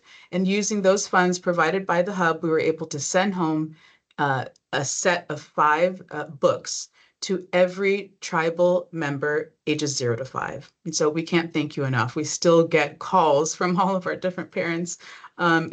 These kits become intergenerational, because mothers end up passing them down to, other mothers, and then many different generations get to touch on these same books. And so these kits become really important pieces of encouraging literacy in the home. So we thank you for that, Jillian.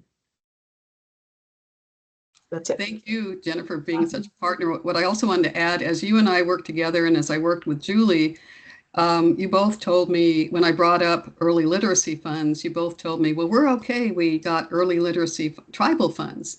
And so I asked, just out of curiosity, so if you look at a continuum of all that you would like to have from 0 to 5, and you look at what your tribal funds are funding, what else is left? And I think you were able to fill that in and get to where we got to, and it was beautiful.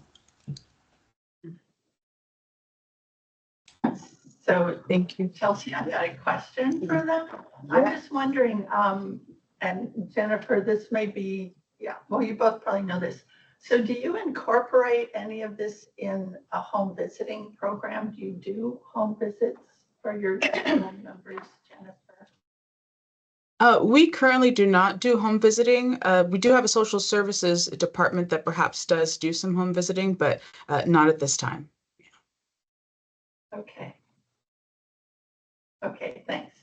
It's just another area that this council has been and is very interested in.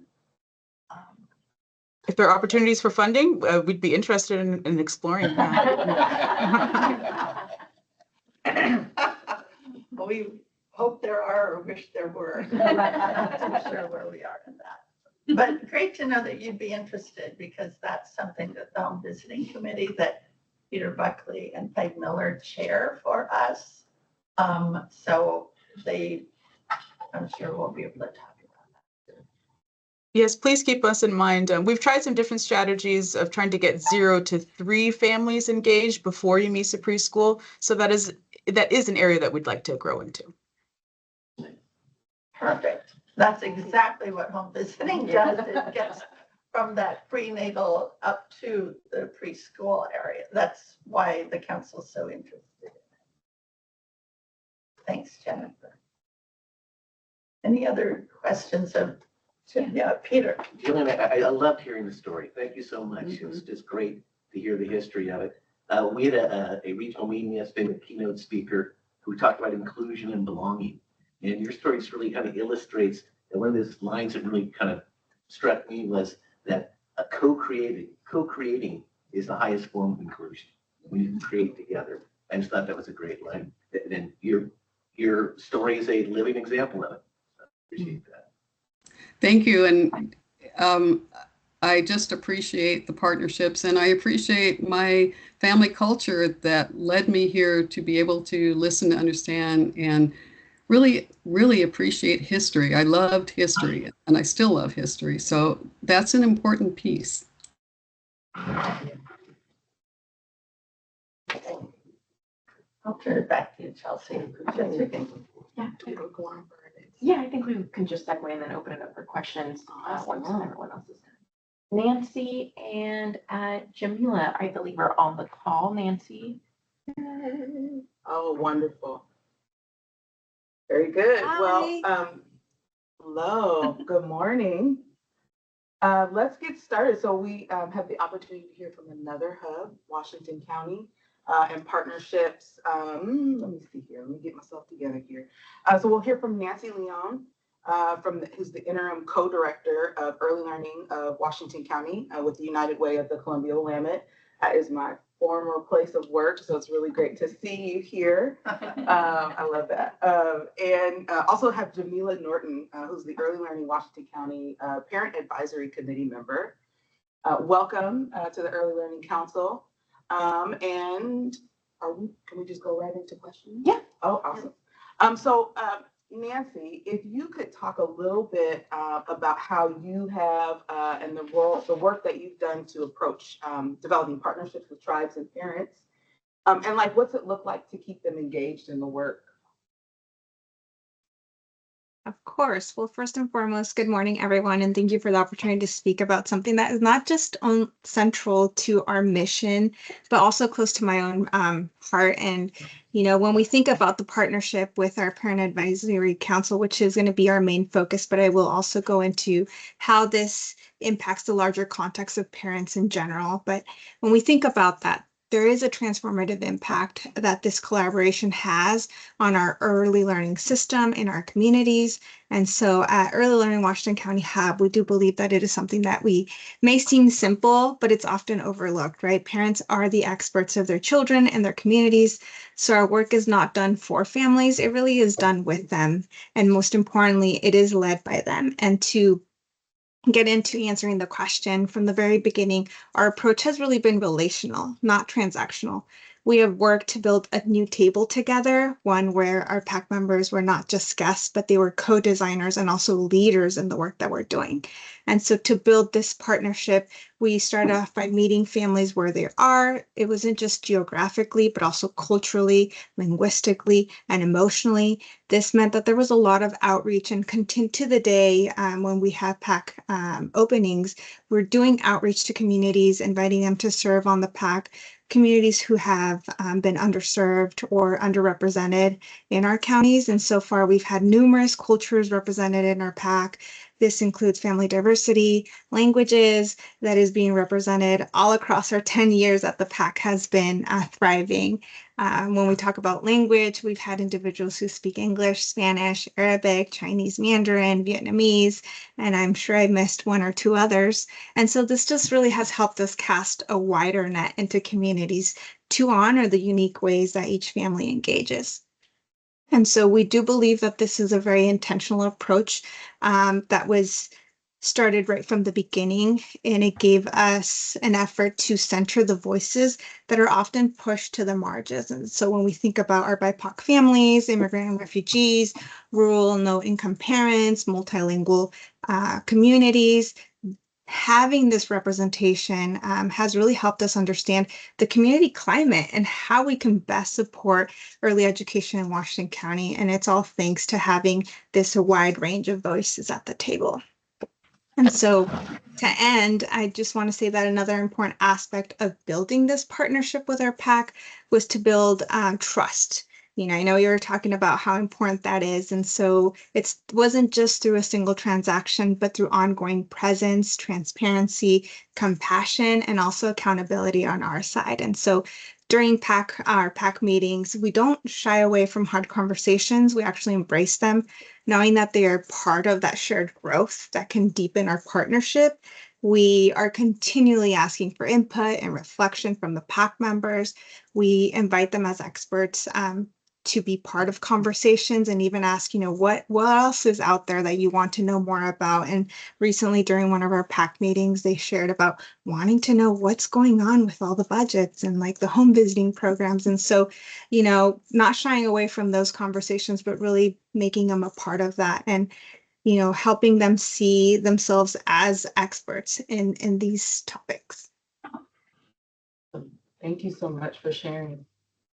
Jamila, I might ask you, what differences do you as a parent see as a result of the engagement that you've had a chance to be a part of? And then just generally, what are your experiences to date with partnership with your hub? Good morning. Happy to share a bit. I'm a visual person, so if you don't mind, do you see my screen? Yes. Yes. Excellent. Excellent. Well, good morning. Thank you for the opportunity to chat and share and be in this space. It's really energizing. I'm sharing today on my time as a mom of a 3.5-year-old. I joined my PAC because I really wanted to provide hands-on support and input in my local community's early learning and make those ties. I joined in early 2024, and honestly, everything Nancy said is completely true. I was just so immediately struck by how welcoming and inclusive the group was. They transition months. The first month the facilitators will speak in English, and we'll have Spanish translators on. And then the second month the facilitators are speaking in Spanish. And those of us like me who only speak English will be listening through translators. I think it's an incredible practice. It's a really beautiful, multicultural, multilingual space that has hard, complex conversations about how we uplift the welfare of young children and their families through the lens of early learning. Topics so far have been gathering input on communication strategies. Does this work? How would you as a parent like to receive these type of tips and guidance? And program implementation, where the program staff have really asked us to identify potential barriers or challenges, or even solutions to barriers that program staff have experienced. Here's a quick visual of us about 6 weeks ago in Gaston, Oregon, facilitating a STEAM session on pollinators. Personally, some of my favorite memories have been I've received training to be a STEAM facilitator, and I have subsequently facilitated STEAM activities in Hillsborough, Gaston, and Beaverton. Every single time I've facilitated, I've been partnered with a co-facilitator who is facilitating in either English or Arabic. In these spaces, I've just witnessed families light up, and I walk around as I'm facilitating. They've made choices to show STEAM activities through items many of us have in our house already. So I've seen kids light up when they see baking soda and when they see vinegar and when they see what happens when you combine them. My kiddo has attended many of these sessions, and honestly, anytime I leave the house, she now asks me if I'm leaving to teach other kids about volcanoes. My daughter received early intervention speech therapy services, and it's really been thrilling to hear her use these words she's learned from the sessions. You know, she talks about lava and magma, chrysalis, pollinators, and recycling. Um, this morning, she looked at me and she said, "Mommy, we need to practice patience like caterpillars going through chrysalis."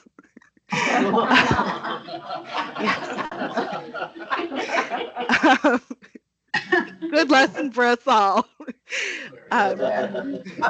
My experiences have really included those genuine spaces to hear input from parents and training opportunities. I've learned and brushed up my skills on STEAM facilitation and their multilingual policy and advocacy trainings offered to parents. And also opportunities to ask for more information.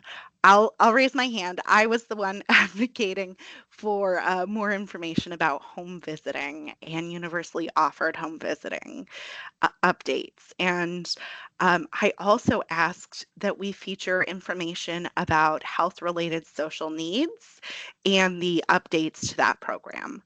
So the facilitators worked with me to get folks to come and share that information and talk about the HRSN benefit updates. And it's been really great.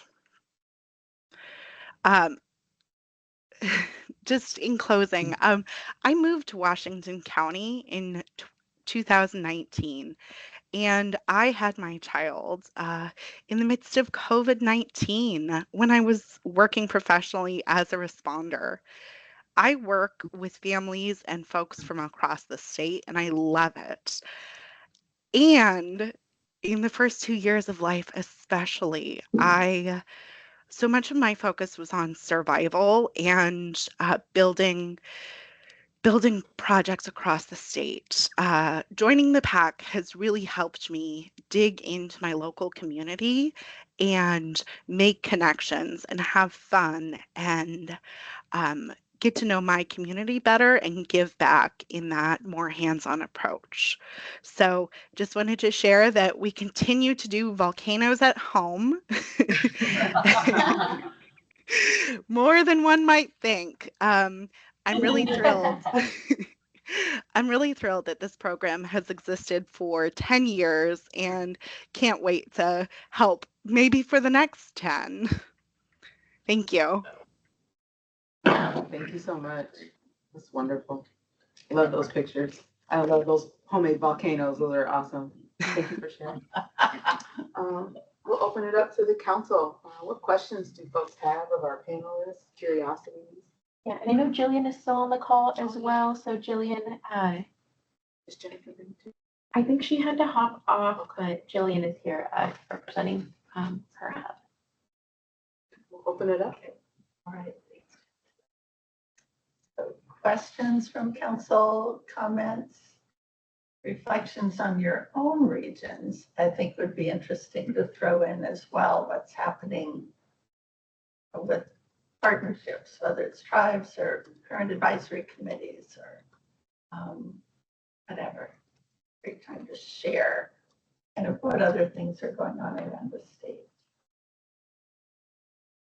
And Jamila, I just want to let you know that the woman who's in charge of the universally offered home visits is in the audience.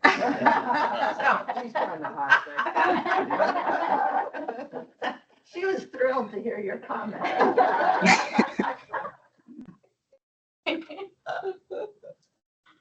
How big is the Washington County PAC? How many members? As of now, we have 18 serving members and we are looking for 2 more. Nice. And Jillian, you have a PAC too, right? Yes, we do. We have a parent group that's been going for 3 years. We, Heidi McGowan facilitates. What we have found, it's virtual because if you think about it takes 5 to 7 hours to get to one end of our region, one way. So Heidi is great because she is someone that is not connected to the hub and that can build that neutral piece. And then what's happened is the parents are really comfortable with us as hub people now. And so that has built a beautiful bridge. We feel like we're all family. I had a child with a disability, and so does Athena. And so we are able to be part of the parent group, which is wonderful. Then we also have contracted with Mitten Mamas out of Michigan, and they have helped to put the pieces together as far as what are what's the criteria that we abide by. They have trainings, and it's been a beautiful experience. We have everyone from different counties, and then we have people who are Spanish speakers who love to be able to translate, and we give stipends for whether they attend or translate. It's a very inclusive group. We have also the little libraries all across the region. We have multiples of them, whether it's at the food bank and just it's, for example, in Canyonville, it's at a park. And so I took Nancy there when she was here to visit Yamisa preschool, and the books were empty. So it was like, well, they're well used. So the parent who's responsible for the library was right there and let me know, I filled it up again. And so we have it in the most remote areas. For example, by Crescent, they had closed a library or moved it. And so we took the spot where the library used to be. I don't know if people know Gilchrist and Crescent. And so there's a little library where the library used to be. In Camas Valley, there's a little grocery store, and it's outside of the grocery store. There's a gentleman who owns a sourdough company, and he goes, I saw that. I'm going to add books to that because I buy sourdough from him. So it's a community piece across all of our counties, and people are real excited, and they all want to join in. So it's just been amazing. It's been going on for 3 years. And our families are learning amazing things whenever they want to learn.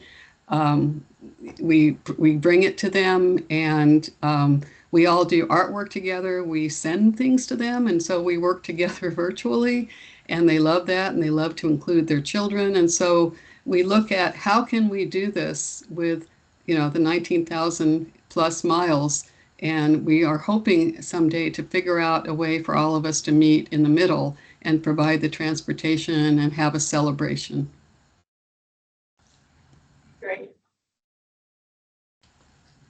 I was just gonna say, that one of the things I love about hearing from this group is just sort of that interface with the on-the-ground folks who are doing the work with the people on the ground. And it strikes me that I know you all are delivering service of sorts to a certain group of folks, but I know in the parent cafes, you also have a great two-way street in terms of asking questions and learning from parents. And so I wonder, how is that feedback loop for you? Where does the suggestions of parents, how does that get from y'all as hub directors to DELC or other agencies? Is there a feedback loop there or a direct way communication in order to share some of what you're learning on the ground?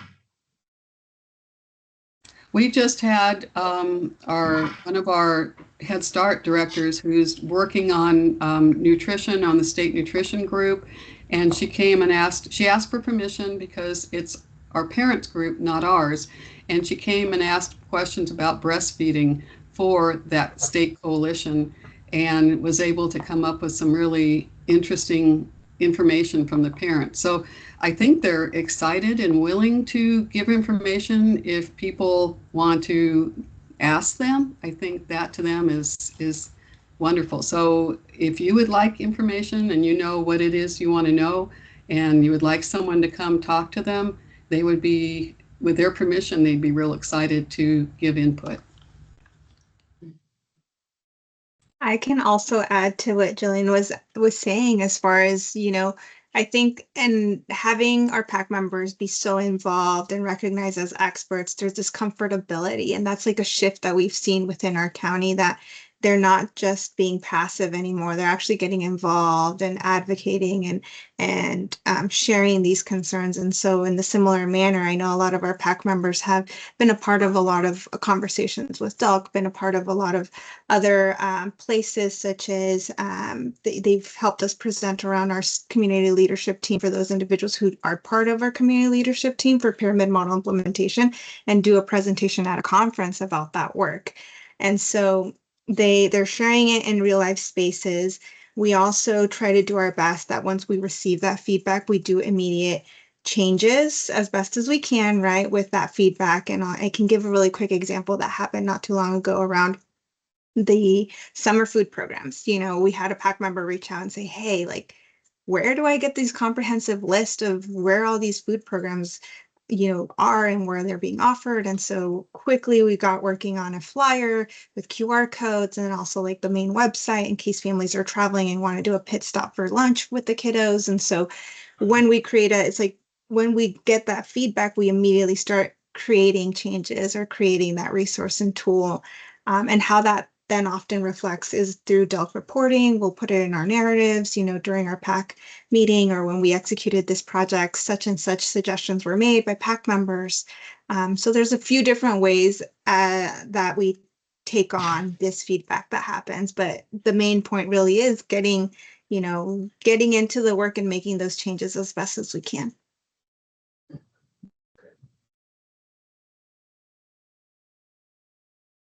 So I guess I'd ask Jamila sort of the same question, but as a parent and a member of an advisory committee, are there a lot of suggestions that come through that advisory committee that then go to Nancy and hopefully get implemented or at least addressed? This is Jamila. I'm sorry, go ahead. This is Jamila. I would say absolutely yes. And I would say that Nancy and Laura and the team do a good job of framing out some of the scope, the nuances of scope, and where we have conversations about challenging topics, where it's in some ways out of the scope of early learning to impact. They've also done a really good job of pointing to other opportunities for engagement, like the local, I see folks here related to the local CHIP, Community Health Improvement Planning, and different efforts. But I've also seen very immediately PAC members asked, for monthly education opportunities at the start of every meeting. I believe that was an ask from the committee. So Nancy and team created education opportunities about different, I think, forgive my memory, but we've had conversations about Arabic months, Pride, Black History Month, where they've uplifted local lessons connected to the broader month topic. So that was a very immediate change I saw where PAC members said, I want to know more about things I might not know about. And because it's such a culturally and linguistically diverse group, there are many folks with lived experiences in that space who say, my experience speaking Arabic in public in Washington County has been blah. And there's been an opportunity. So that welcoming of iterative conversations and improvements has been really consistent. It's not a sit back and kind of just show up to a meeting and get talked at for an hour type space. It really is a what do you want for families in our community and where is the scope of control related to this work, if that makes sense. Yeah. And I agree with that. You know, we do that too. And just wanted to make a comment. They use the acronym PAC, and every hub has similar acronyms, but for different things. Our PAC is our professional advisory committee that each county has one. So if you hear a PAC in our region, it's not the same as their PAC. And if you want to know more about us, it's posted. We do extensive minutes for all of our professional advisory committees and our regional governance. And the reason for that is I want to be able to put history, you know, when some of us have moved on, I want people to be able to look at our website and say, what did they do about this? And so we have extensive minutes. You're welcome to look at the South Central Early Learning Hub website because it goes into great detail. And I think that's important. And so Nancy Houth, we have a monthly conversation anywhere from home visiting to parent group to the professional advisory to the governance. So Nancy is so kind to listen to it all and ask wonderful questions. And she knows a lot about the South Central Early Learning Hub if the Early Learning Council has any questions of DELC staff. Thank you. Thank you. Any last questions or curiosities from council or anyone else? I would just make a comment. Jillian, would you mind muting? Sorry. I don't want to do it and then remove permission. Cut people off. Thank you, Abby. Since we have, you know, this is a major part of the outreach that the council is always talking about. And I think it's important for our presenters as well as us to remember that when we talk about outreach and wanting input, you know, whether it's from tribal connections or parent connections, we're really looking for all the sectors that we represent. And it's not just learning or literacy, it's healthcare, which we know is essential and foundational. It's also housing, which Chelsea represents. You know, it's higher education, so we have a workforce, it's K-12. So just to keep that in mind as we're all thinking about outreach. And I know every agency partner that we have is interested in somehow connecting with the people they serve to get feedback from them on what do they need and are the services being provided in a way that meet the family's needs. So I just wanted to kind of expand the scope because obviously we're pretty focused on literacy today for a lot of reasons, but I just want to make sure we all keep in mind that the comprehensive early childhood plan that we're all committed to is much, much bigger than that. I have maybe a question too. So I think in part of the recommendations that came out of the Build initiative, some of that was technical assistance, right? Like we have some hub directors that are retiring or attempting to retire. And so I'm curious, and this might be more of a Dell question, but I think that hub directors maybe could have some feedback on this. Like what tools do we have in place to take the successes that you guys have experienced in your relationship building and sort of help those new hub directors who are trying to figure out how do I have a really strong pack? How do I give parents agency? How do I connect with tribal leaders in my region?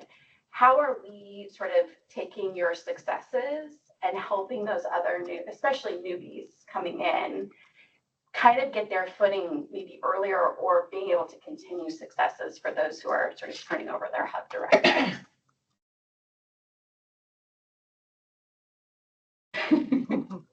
It's just a darn good question. That is a very good question, and I can speak a bit about that. Being new myself, I've often asked myself, what are the tools and resources out there to help me continue this great work that is happening, but also enhancing it and making it better and making changes just based on the continual needs of our community and the climate that is happening around our county. And so one of the ways that I would say the tools that we do have access and that I've been able to find is connecting with other hub members and sitting down with them and knowing the ins and outs of their hubs. Of course, when we look at county to county, it's going to look so different. The needs, the demographics, it's going to be different. And so the focus might be slightly different, but I think a lot of hub members really have a good sense of this is what's working and this is how we create that engagement and that outreach piece that is needed for our hubs to thrive and getting the input for family members. And so I don't know if there's necessarily tools that have been created, but I think a good practice is checking in with those hub directors who have had the longevity here, who have a wealth of knowledge and experience running hubs and a lot of amazing initiatives. And so that's one of the tools that I would say currently exist. I would love to work with Delk and Nancy Hoth and Maria to create some other systems where we potentially could create tools or a pathway of this is what it could look like. Of course, we can't write down bullet by bullet because again, it's going to be so different. Different scenarios are going to come up, different needs, county by county. But I think there is an opportunity to create such tools, maybe like a toolkit for exactly this work that we're doing. But it's just so diverse and ever changing that I know it's going to be so different. And I see Nancy is on it. So I will give the microphone to her. Thanks, Nancy. I really appreciate your feedback. I know Maria and I have been wanting to expand opportunities for peer learning for quite a while. We've heard that from so many hub directors. So one of the things we'll be doing in September is expanding our monthly meeting by 30 minutes and making sure that that amount of time is dedicated to that peer learning and sharing stories and tips and best practices. So I just wanted to share that out.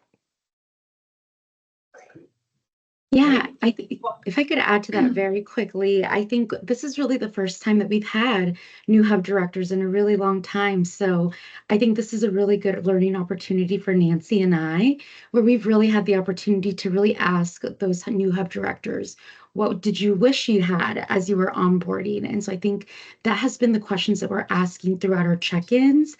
And we're really taking the opportunity to listen to that feedback and make sure that as we're continuing, we are really implementing that feedback that we're hearing. So I really want to say a big thank you to all of our new hub directors that have bared with us, and as we're still kind of building the system as well. So we're really excited, and yes, great work to everyone. And I just want to welcome and thank Maria and Nancy for being on. I'm not surprised you're on this call. I shouldn't say that. But they are really the keys to helping with the communications between the hubs and the council, and as well as Delk. But we appreciate you being with us today, both of you. I think one thing just to throw in there as well, because I love hearing about this. I love that there were so many recommendations, and also in the appendix of the build report, just sort of a lot more exploration around some of the discussions that were pointing to the desire for some more robust supports around, like, some of the TA for roles and responsibilities. And also, I think, we've been having internal discussions about how do we really facilitate that sharing of information about promising practices that we're hearing about and barriers that we're hearing about through the regional work that's happening, and make sure that we are creating those avenues for dissemination and sharing and thought partnership between different hubs, but also just our other internal partners across DELC, so that we can be making sure that, not necessarily always for scaling or replicating, but even if there are just aspects of what a community is implementing that can be incorporated into somebody else's thinking or strategizing. We really want to make sure that as the community systems office, I think especially we're playing a role in getting that regional work out internally and also to our partners across the state. So I think more to come on that thinking in the months to come. I just want to pick up on that for a second, because Becky, you're newer than this, but the council has this conversation frequently of, okay, so we're learning all of this information of what's going on either at the state level or at the regional level, but how do we serve as a conduit for connecting those? Yeah. And our agency partners have, we brought up the same thing. How does ODHS, child welfare, know what we see at the state level down at their district offices? Right. In the back. Yeah. So I'm glad DELC's looking at it. You can figure it out and then tell No trouble. Yeah, we'll just figure that out. All of our little partners. Yeah.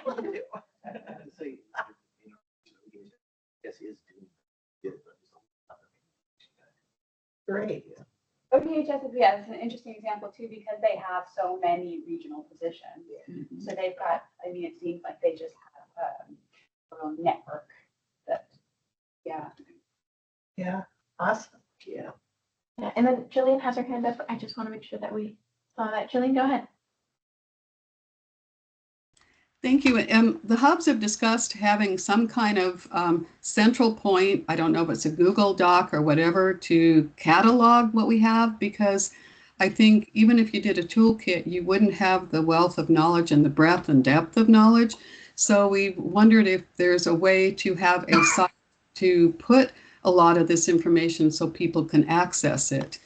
And, and our partners too. I meet monthly with both of my Oregon Department of Human Services district managers, and I find out a lot that I would not know otherwise. I didn't know that the Oregon Department of Human Services is currently going through a reorganization discussion, and things will be changing.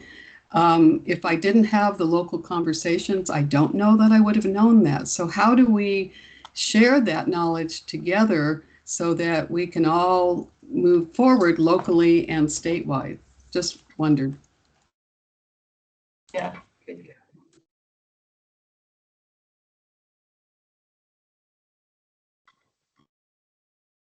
Any other comments or questions from council? Appreciation. Yeah. All they've shared and all the discussion. Yeah. So thank you all. We appreciate what you're doing out in the state, in your regions, and I'm sure we'll continue to learn more from you in the months ahead. Thank you all. So have fun in Sacramento and wherever other people are. Thanks. Thanks. Thank you. All right, Gabby, have we heard from? No, so I think we should go on break. And give the council a little bit of time. And then when we come back, we'll have Nancy Patton join the call to present her with the. Okay, why don't you still try to move her up if you can? Yeah. Yeah. Okay, sounds great. So we're breaking at least for 10 minutes and it may be longer. Yeah, and Kate put out some snacks over in the back, so please help yourself. Oh.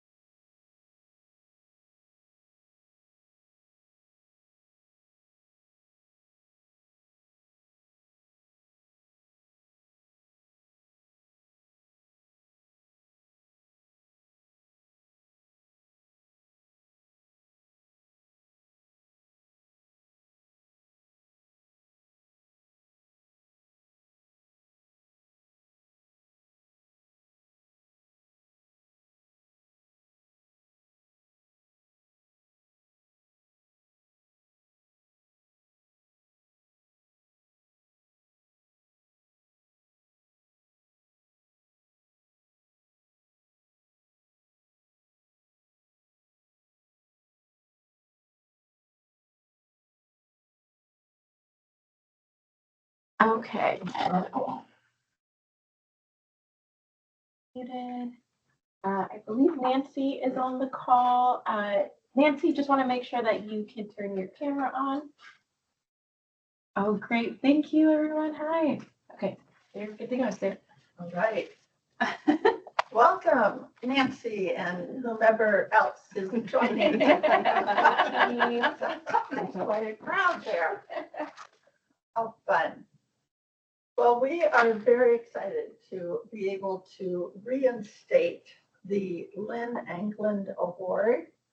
And I just want to provide a little bit of background because many council members are new and haven't been here since the council has been awarding. And Lynn Anglin served as vice chair of the Commission for Child Care from 2004 until 2008, when she died in a car accident on her way to a commission meeting.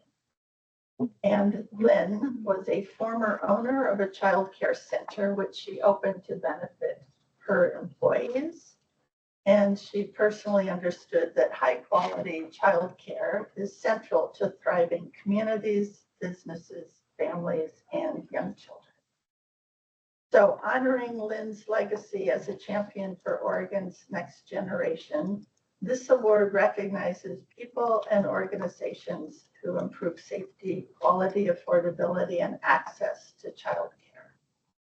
There have been a range of recipients of this award beginning in 2009, with Governor Kotek being among them when she was Speaker of the House.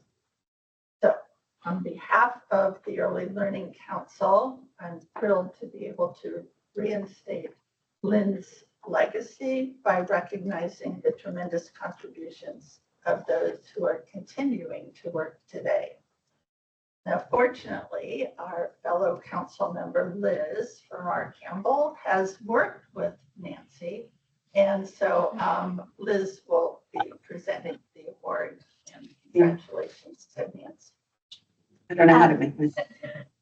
Oh, so Nancy Patton's remarkable career in early learning and care spans over 47 years, during which she has held many critical roles and touched countless lives.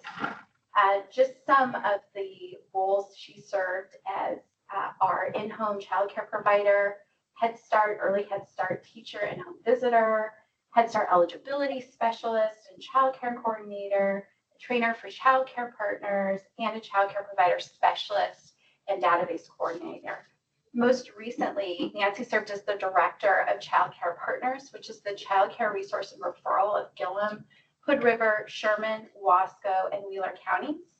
For 30 years, she led collaborations in her region, partnering with businesses, community leaders, the Four Rivers Early Learning Hub, early learning providers, and families to develop and implement innovative strategies to improve access to high-quality early learning and care services. It's a body of work that will leave an impact long after her retirement.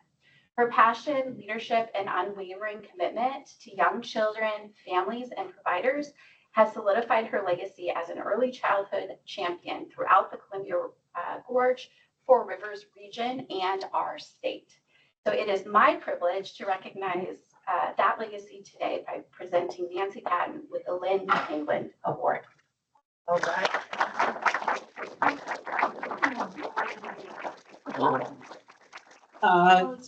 Thank you. I am about to have a lovely rendition of that Ash's daughter drew for me, and so as well. I just want to say thank you. I'm very honored and a little bit stunned that I have won this award. And I know that there are people in the room like Robin who knew me when I was a very new director and was one of those people that was critical in helping me learn how to be a director, to speak up and be a part of change. So I want to thank that too. But I just want to say thank you. I want to say thank you to my team. I'm really glad that they're here. We have strategic planning all day today, so they were able to be in the room with me. They are the key. They are an amazing group, and I couldn't do this work without them. Thank you. Good.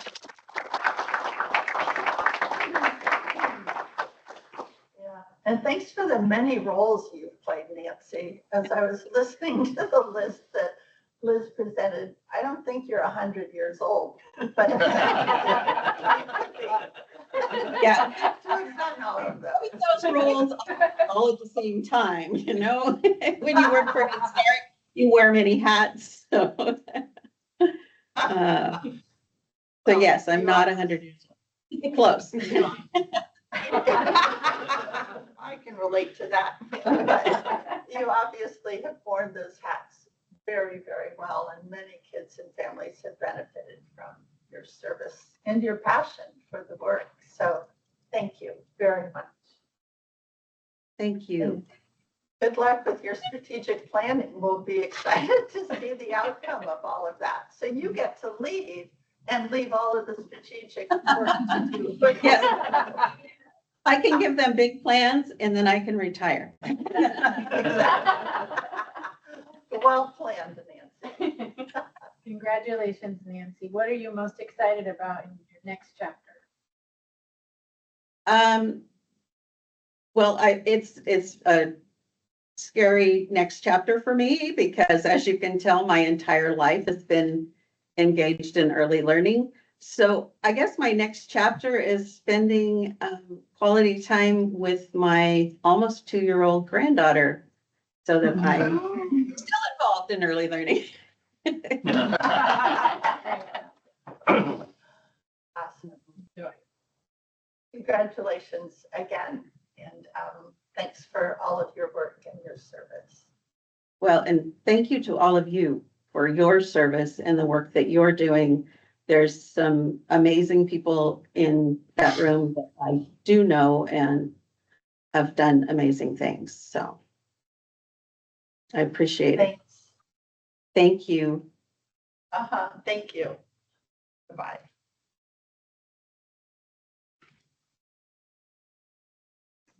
All right, and how fun that 2 of you know Nancy. Bonus. Okay, as we keep moving along here, we're going to start our 3rd and final panel with early learning hubs.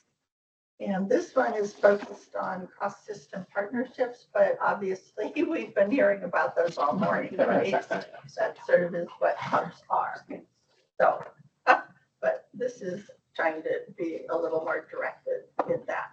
So it looks like Gabriela Hernandez is going to be our facilitator. Okay, and I do see that our panelists are on the call. So Renee and Jordan, still not seeing Jessica, but I think she'll jump on. So I think I can go ahead and get us started. Hey, so yeah, like Sue mentioned, thank you for that overview, Sue, on just what the panel is going to focus on. So I'd like to introduce Renee Brandon, who's the director of Southern Oregon Early Learning Services Hub, and Jordan Rogers, who's the Early Learning Systems Facilitator at the Southern Oregon Early Learning Hub. With them, Jessica Durant will also be joining as well, and she is the director of the K-12 curriculum and instruction at the Three Rivers School District and has been a Southern Oregon Early Learning Hub Governance Council member since 2020.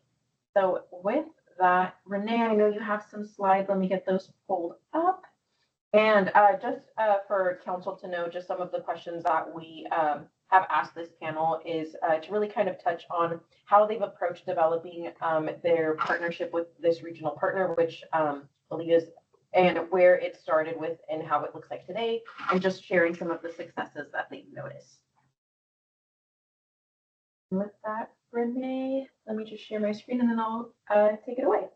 Awesome. Thank you. Thank you so much for the opportunity to share today. We're super excited. And yeah, Renee Brandon, director of the Early Learning Hub. Today, I'm just the backup singer for Jordan and Jessica, who are really leading this work and will be telling the majority of the story. And so, yeah, we're focused on our cross-system collaboration.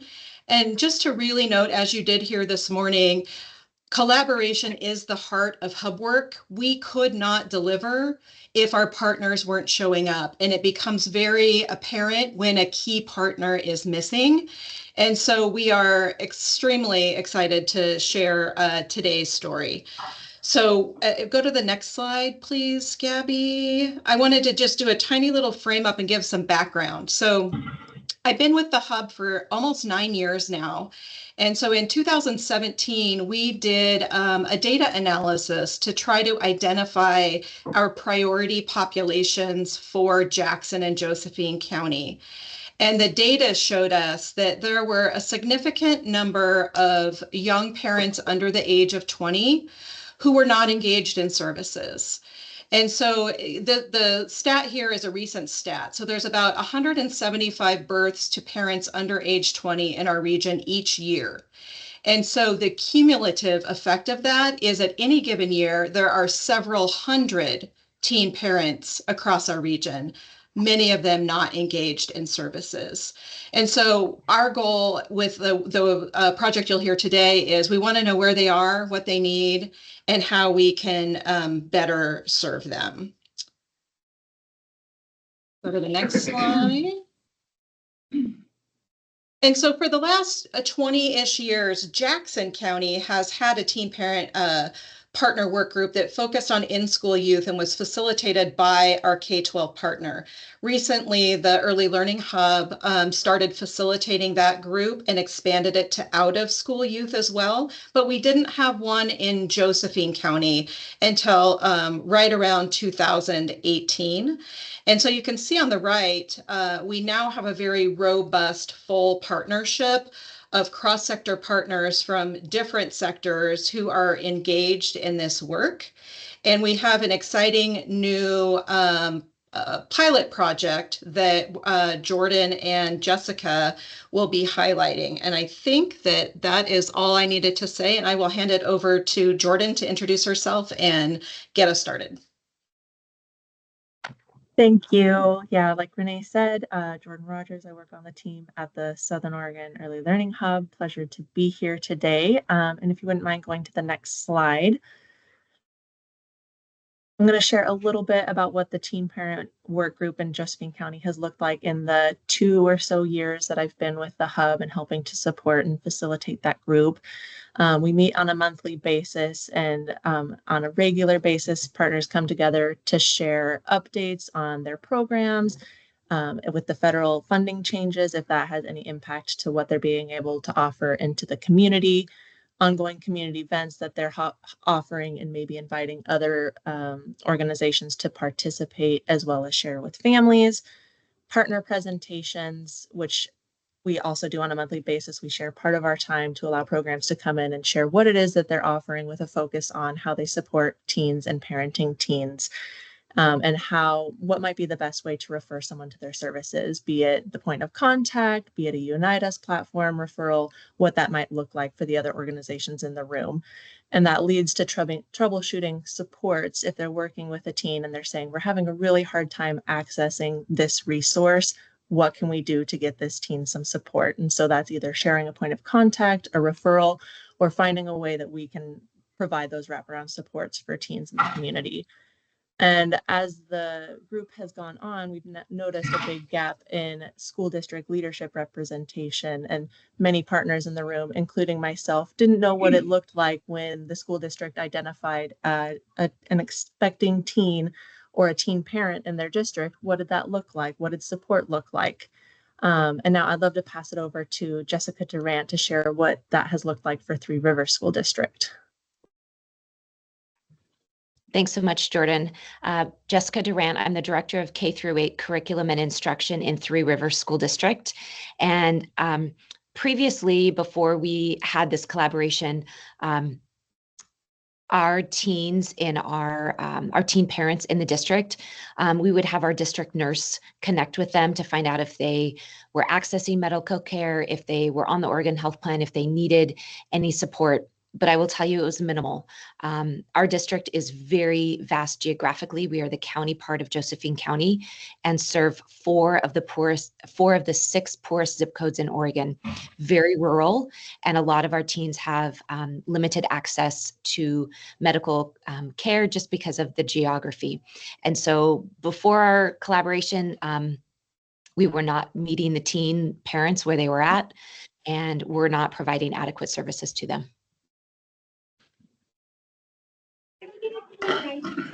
Thank you. And next slide, please. So as we identified this gap in leadership, I reached out to Jessica to say, hey, who might be the best contact to sit on the teen parent work group and share information on what the district is doing. And funny enough, it was Jessica and her assistant Amber. So they've been ongoing participants in the group since October of 2024. And with that lens of identifying gaps in the services to teen parents, many organizations were expressing the desire to hear directly from teens on how navigating resources has impacted them both positively and negatively. And so our teen parents getting advice from them on how to support better in the future was really the driving factor. And the support from our school district partnership allowed us to coordinate and plan a teen parent panel where we brought together 14 parents in one of our local high schools to share what it has been like to be a young parent in Southern Oregon. And the conversation covered a lot of topics, some of it very challenging and emotional, what the teens had shared in their experience. But a couple of the main themes, barriers to accessing basic needs, for example, applying for food stamps, TANF, ERDC subsidies, and very strict eligibility rules, like being over 18 or living with a family that would disqualify them, even if they were financially independent. Those gaps in services, so childcare, housing, and health insurance systems weren't designed for parenting teens, especially those under 18, to navigate, and the autonomy for them to make those decisions on behalf of their child if they weren't 18 years old. Inadequate and unresponsive school supports. So several participants shared that they kind of felt pushed aside by their school district, being encouraged to pursue GEDs instead of high school diplomas, maybe not being checked in on as they were having frequent absences and not being able to attend during their pregnancy or post-pregnancy, or being outed and having their information shared with teachers without their consent. And then lastly, the incredible power a consistent and compassionate advocate can have in that trajectory for a teen parent. And so a couple of staff were repeatedly cited as being the one main advocate that changed the trajectory for the teen parent and supported them with accessing health care, both for themselves and their child, going to dental visits, and that their graduation and continued education were, thanks to that ongoing support. And so this project wouldn't have been possible without the ongoing support of our district partners, and they were able to participate in the panel and directly hear feedback from the teens during the conversation. And next slide, please.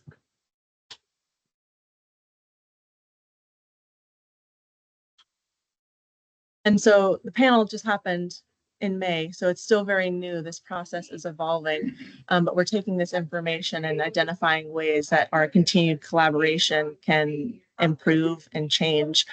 So we've shared the results of the panel with the community organizations. It is also linked in the Early Learning Council agenda.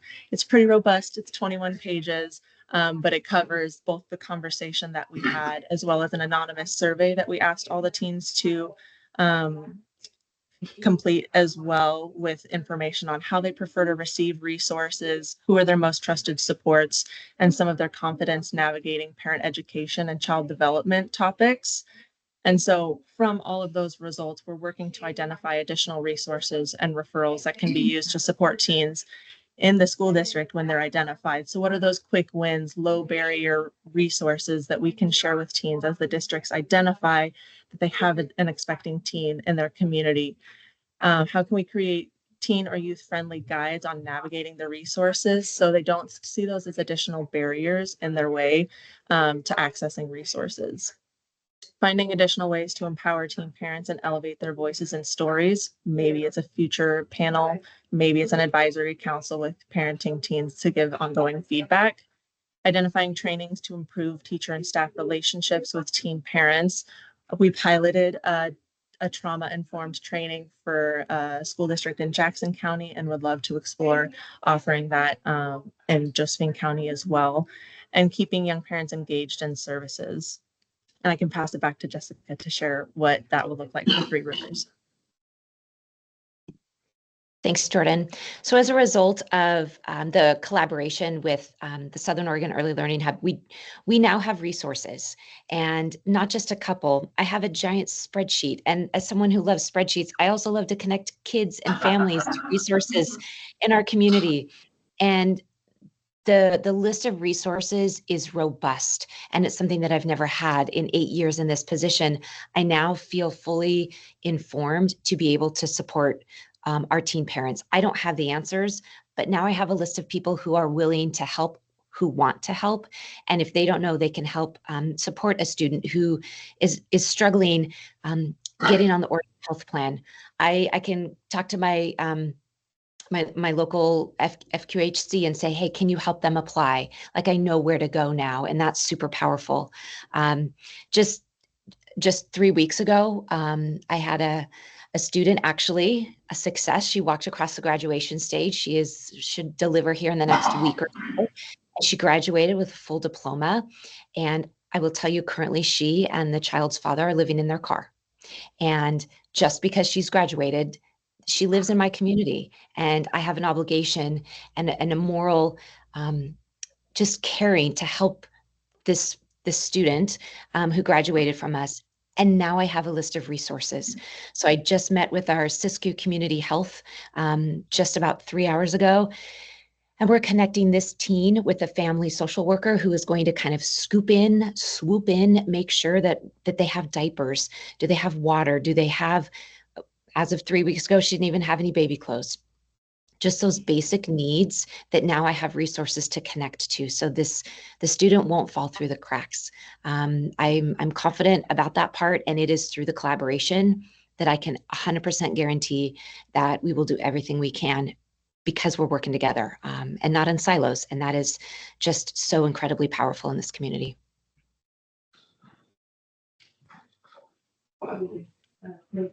And next slide, please.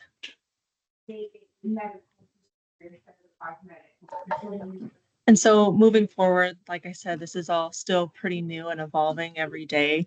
Our teen parent work group pauses over the summer just as people go on vacations and schools are closed as well. So some of our staff are also on vacation. And when we continue in the fall, we're going to focus on those priority areas that I mentioned, resources and referrals, those quick wins, youth-friendly navigation, additional opportunities to elevate youth voices, trainings for staff, and keeping youth engaged. We want to find additional ways to get ongoing feedback from teen parents. My dream would be to have an advisory council that meets monthly, that has like some parent education aspect to it, but also is getting ongoing feedback on how we can improve policies and procedures and supports for current and future parenting teens. But we'll see where that ends up. And then creating additional opportunities to collaborate with both school districts and seeing where in the process we can help and be of most assistance. And I'll pass it back to Jessica again. A lot of the same steps moving forward that Jordan mentioned, continuing to go to these monthly meetings where I regularly meet new people in our community and am able to connect them with the help that they need, and really truly just meeting the teens where they're at. Whatever the situation looks like, whatever their resources are or are not, we just really have to meet those teens where they're at and give them the support. We have expanded the information I share with our local high schools and middle schools about what do you do when you have or you learn about a teen who's pregnant. What do I not want you to do? What do we need to pause on to make sure we've respected the privacy and the rights of that student and the information that we have? So really looking at our internal policies here in the district of how we support these teens